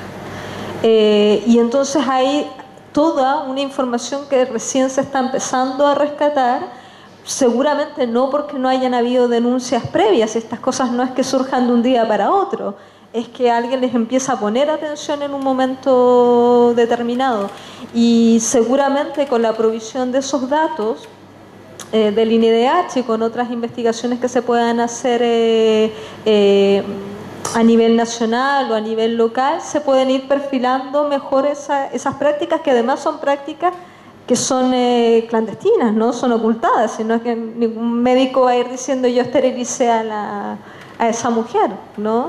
Las cosas que se saben también es que hay prácticas de esterilización de mujeres en situación de discapacidad, ¿no? Personas con síndrome de Down, etcétera, ¿no? Que violan todas las reglas de autorizaciones. Ahora, saber cuál es la magnitud de esas prácticas es difícil, porque para eso necesita levantar esa información.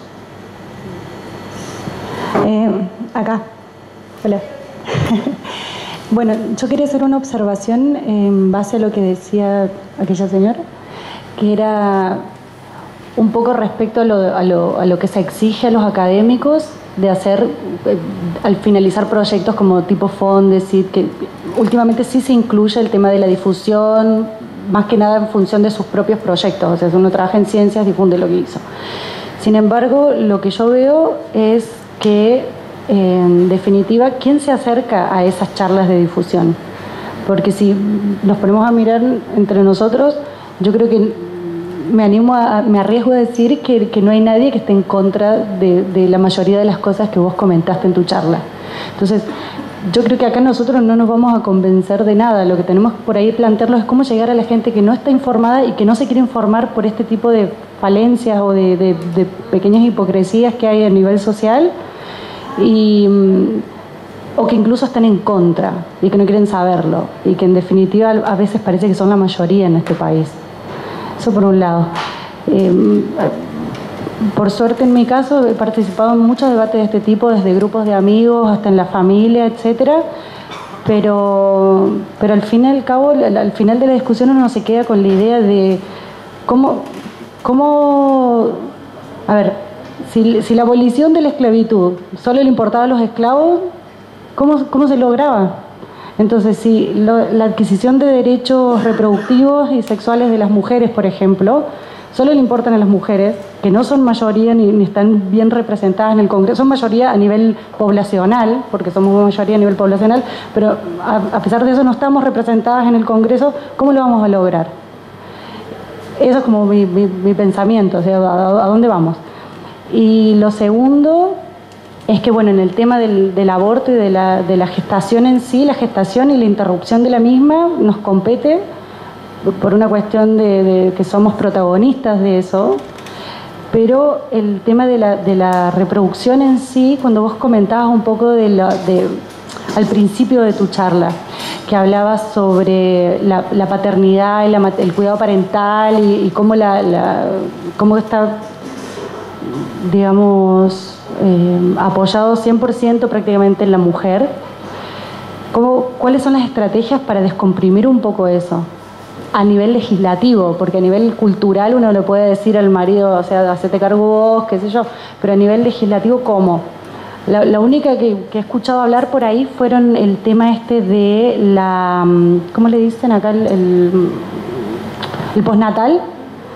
Una de las estrategias podría ser exigir un postnatal masculino también, porque ya que si el cuidado parental va a ser de ambos, deberían tener el mismo derecho de pre y postnatal, por ejemplo.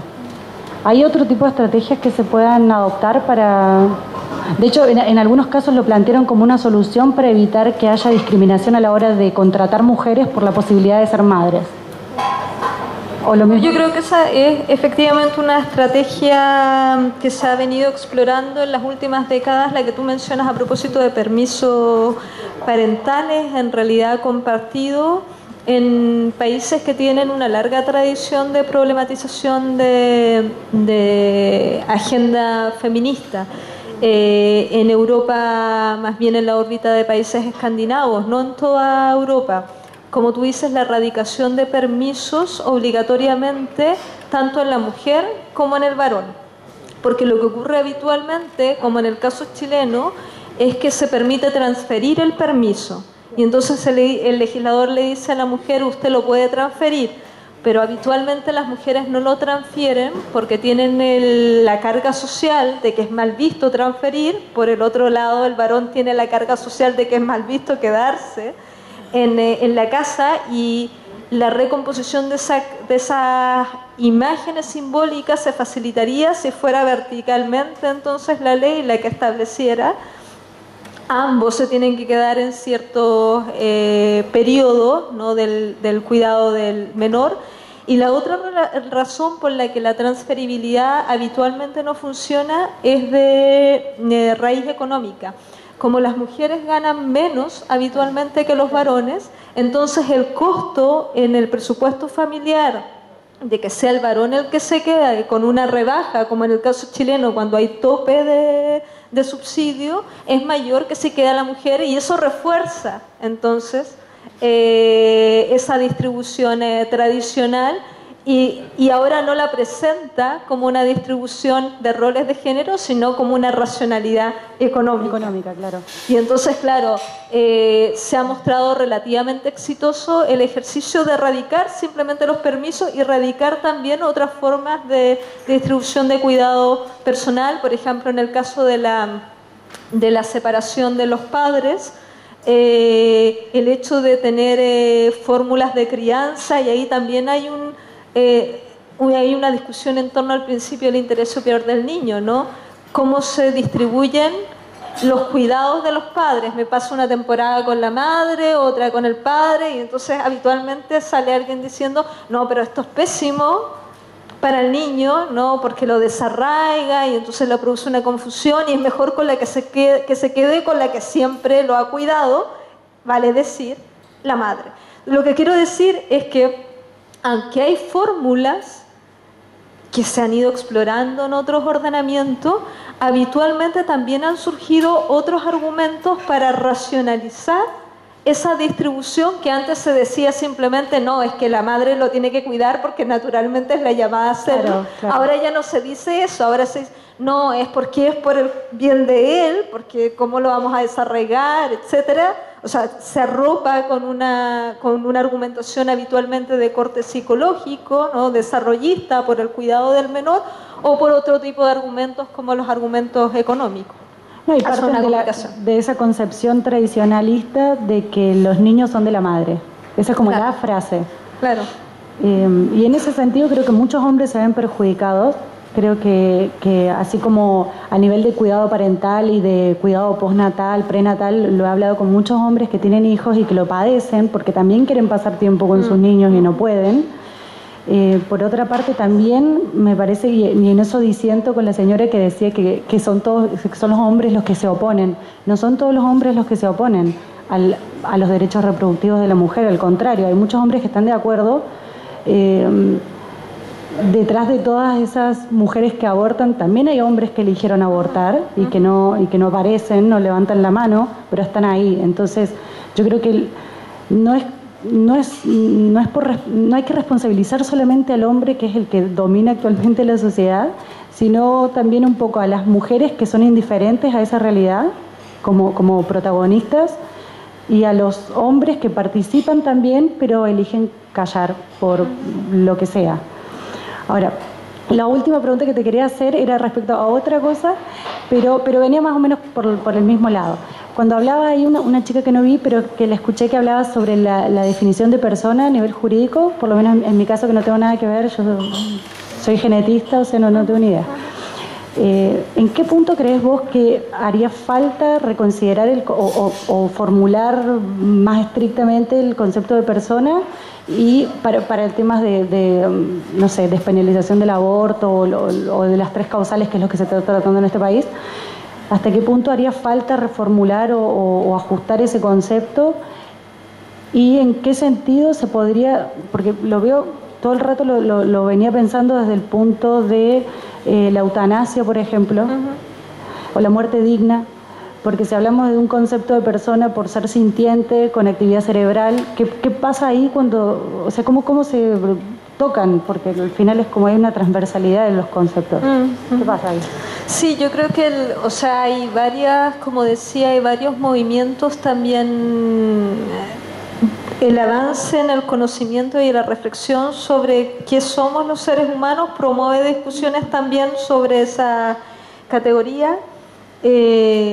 Yo tiendo a simpatizar con la idea de persona más bien asociada a la noción de ser sintiente, y tiendo a simpatizar también con una reconfiguración de la noción de persona para admitir otras formas de protección, porque al menos en el pensamiento jurídico el problema de una noción tan estrecha de persona, y lo saben bien los estudiantes y las estudiantes de derecho que hay aquí, es que los juristas acostumbramos a ver las cosas de una manera dicotómica, o algo es persona o es cosa, y no hay intermedios, ¿no? Y entonces todo funciona en esta lógica que deja muy poco espacio para dar cuenta de otras realidades. Y por otro lado, un concepto, hay que reconocerlo también, un concepto de persona asociado a atributos de racionalidad, y esto también se ha discutido, tiene problemas para dar cuenta de la emergencia de sujetos que hoy día están protegidos como las personas en situación de discapacidad. Claro, si nos ponemos exigentes con estándares cognitivos, puede ser que esos sujetos no calificarían de persona, y como asociamos el conglomerado de derechos a las personas, entonces tendríamos un expediente fácil para negarles derechos. Entonces yo creo que la noción de persona requiere abrirse, requiere tener una textura más abierta, y creo que hay elementos hoy día en la discusión que pueden favorecer eso. Pero aprovecho para decir algo que me parece importante poner de relieve. Yo también creo que la discusión del aborto como una discusión que está monopolizada por la pregunta de si el feto es persona o no, es una mala aproximación. Porque lo único relevante aquí no es la respuesta que demos a esa pregunta. Incluso, y esto ha sido un ejercicio que se lo debemos a una filósofa feminista, incluso si respondiéramos afirmativamente a esa pregunta y si dijéramos, sí, el feto es persona, eso no predetermina que el aborto necesariamente esté prohibido. Entonces, hay una manera mañosa de plantear la discusión cuando se plantea solo en este código, porque parece obligarte a ti, como igual cuando se plantea en clave de derecho a la vida. Tú eres pro vida, si eres pro vida, entonces no puedes estar a favor del aborto. Esta manera dicotómica de plantear las cuestiones no es capaz de capturar todas las discusiones que están entrelazadas en las distintas hipótesis de aborto. Yo habitualmente, no sé si los chicos, no sé si lo hice con ustedes alguna vez, en clase hago el siguiente ejercicio.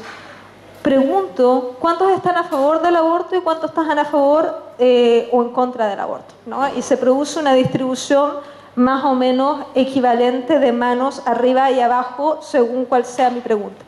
Y luego, si tú empiezas a preguntar, pero ¿cuántos están a favor del terapéutico, de la interrupción del embarazo, en caso de peligro para la madre? Entonces ahí las manos aumentan. ¿Y cuántos están a favor de las otras hipótesis? Violación, cuando se trata de embarazo inviable, etc. Y ahí van cambiando las distribuciones de manos. Y entonces cuando uno hace la pregunta a favor de la vida o a favor del aborto, en realidad la gente responde a favor del aborto libre, que no son todas las hipótesis de aborto. Con lo que quiero decir, alguien puede estar, y por eso es que hay católicos, católicas, pro-choice también, alguien puede estar en contra de un modelo de aborto libre y a favor de ciertas hipótesis de aborto. Y por otro lado, como decía, el hecho de asignarle al nasciturus la calidad de persona no cambia nada, porque si el embarazo pone en peligro a mi vida, es la vida de él contra mi vida. Así que yo puedo sostener perfectamente que es persona y que yo soy persona, y eso se transforma en un conflicto entre derechos a la vida de dos personas. Exacto. Claro, ¿te fijas? Sí, estoy de acuerdo. Incluso entiendo a lo que vas, digamos. Incluso cuando uno lo trata de definir desde la discusión de qué es persona y qué no es, o quién y quién no, también estamos planteando el aborto desde la perspectiva de lo que está adentro, o sea, y no del envase que venimos a hacer las mujeres, o sea. Entonces como que nos olvidamos totalmente del sujeto real y nos empezamos a concentrar más en definir qué es o qué no el sujeto potencial. Claro. Creo que cuando uno se empieza a concentrar más en lo potencial y tratar de hilar fino ahí, se termina de ver lo que está alrededor, que es un ser humano que existe, que es real, que no es potencial y que tiene, por más que no tenga riesgo su vida, puede tener otros deseos. Y la otra cosa, respondiendo a lo que decías también, respecto a esa levantada y bajada de manos, hay, para mí, ¿no? Hay como dos formas así dicotómicas, hay una dicotomía de cómo ver ese tema, esa falta de consenso. Ante la falta de consenso, o prohibimos porque nadie se pone de acuerdo, o ante la falta de consenso le damos libertad al individuo para que elija. En mi caso yo prefiero darle la libertad al individuo, porque no va a haber dos casos iguales. Entonces no puede ser que al final la regla se defina para abajo, digamos, un corte, eso nomás. Bueno, tú eres liberal entonces. Tu tesis es claramente liberal. Ante la divergencia de opiniones morales sobre algo y sobre el valor de la vida, las sociedades han estado profundamente fragmentadas. Tanto en el caso de la vida intraterrena como en el otro ejemplo que tú propusiste sobre las cuestiones de eutanasia, sobre el término de la vida. O sea, si tú le preguntas a la gente, y uno puede hacer el ejercicio en distintas sociedades, te vas a dar cuenta que tenemos pocas posibilidades de llegar a acuerdos, que nos convencemos pocos en estas discusiones.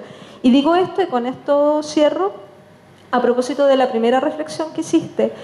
Yo estoy de acuerdo con que es deseable que uno trate, y yo creo firmemente en la deliberación como una forma de acercarse, ¿no? De crear comuniones. Y estoy de acuerdo que son espacios en los que uno debe tratar de atender al otro, no al público que tú tienes cautivo, sino al que habitualmente no tienes mucha llegada, mucho contacto. Pero por otro lado, también te diría que la manera en la que han progresado las causas de grupos en desventaja no es apelando tanto a la convicción del otro que no está en su misma posición, es creando cohesión dentro del grupo y articulando demanda política. Y uno de los problemas del caso chileno en estos derechos y en aborto en particular es que el colectivo de mujeres en Chile está muy fragmentado y ha tenido dificultades para articularse políticamente.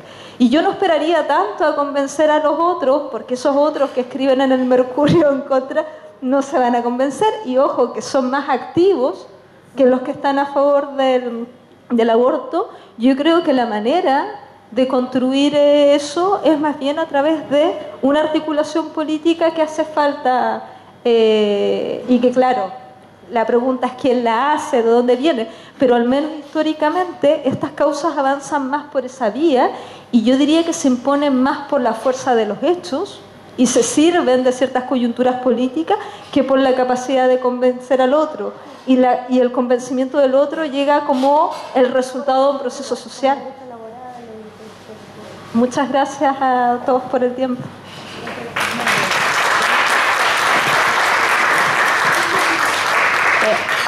¿Quieres hacer pregunta? Sí. Yanira, aquí atrás. Acá. La última pregunta para finalizar.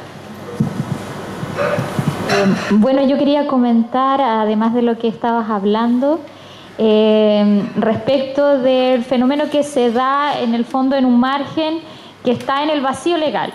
Y hablo específicamente del uso del misoprostol. ¿Ya?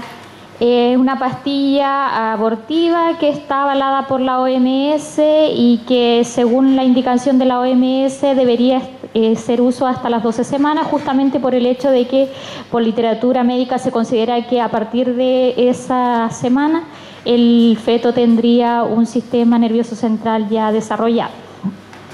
Y justamente en este vacío legal lo digo porque a pesar de que la ley chilena es tan restrictiva, existen movimientos y organizaciones feministas que se organizan en la entrega de información del uso del misoprostol.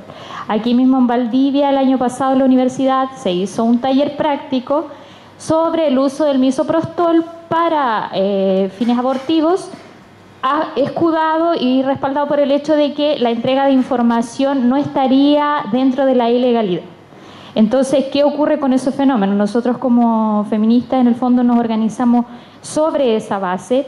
Si bien sabemos que el aborto es ilegal y conocemos en el fondo las consecuencias alrededor de eso, nosotros entregamos información para que las mujeres sepan en el fondo que cuando tengan la posibilidad de obtener, sabemos que la pastilla es ilegal, ¿cierto? También su comercialización. Entonces, sepan qué hacer en esos casos. No sé si tú tienes un comentario al respecto. A mí me parece muy bien eso. Y me lo han preguntado varias veces. Y claro, jurídicamente yo creo que tiene un buen soporte en libertad de expresión, que en el fondo es eso lo que están invocando. Y además porque el mayor riesgo es que se configure una conducta penal, y la exigencia de conducta penal en hipótesis de complicidad es un poco más elevada, ¿no?, que solo la transmisión de información. Pero claro, eso no obsta que no se pueda pasar un mal rato porque a alguien se le ocurra hacer una denuncia, ¿no?, y uno tenga que terminar yendo a declarar a la fiscalía, y tampoco hay garantías de a quién le toque llevar el asunto. Yo se diría que aunque ese riesgo existe, también es bajo, porque las causas que se tramitan por aborto en fiscalía, y eso es bueno aclararlo, son muy pocas, son muy pocas. Entonces el problema del aborto, y esto se ha dicho como un argumento a favor de no despenalizar, el problema del aborto no es que haya muchas mujeres criminalizadas en la cárcel por aborto. El problema del aborto es que es lesivo a los derechos, y que las pocas mujeres que son criminalizadas son además un perfil de mujeres, ¿no?, que son mujeres pobres, en condiciones también de abortos clandestinos, denunciadas por hospitales públicos, etc. Y entonces en ese entendido, la labor de difusión que se hace en estos talleres permite también evitar que se produzcan complicaciones, aunque paradójicamente, y para ver cómo las resistencias van mutando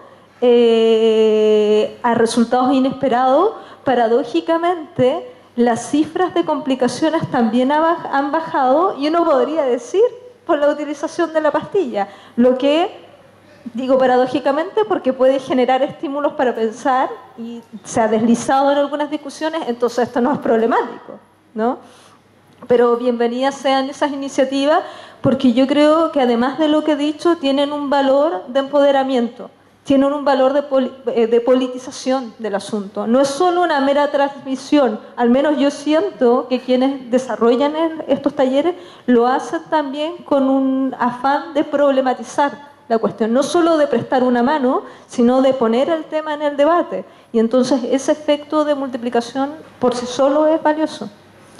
Bien, gracias.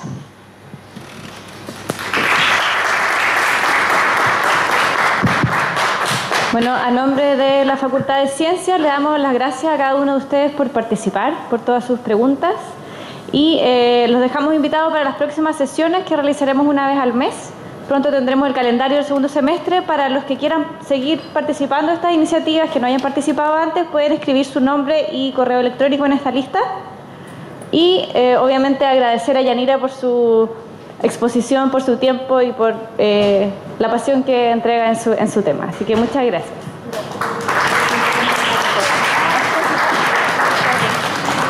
Muchas gracias, buenas noches.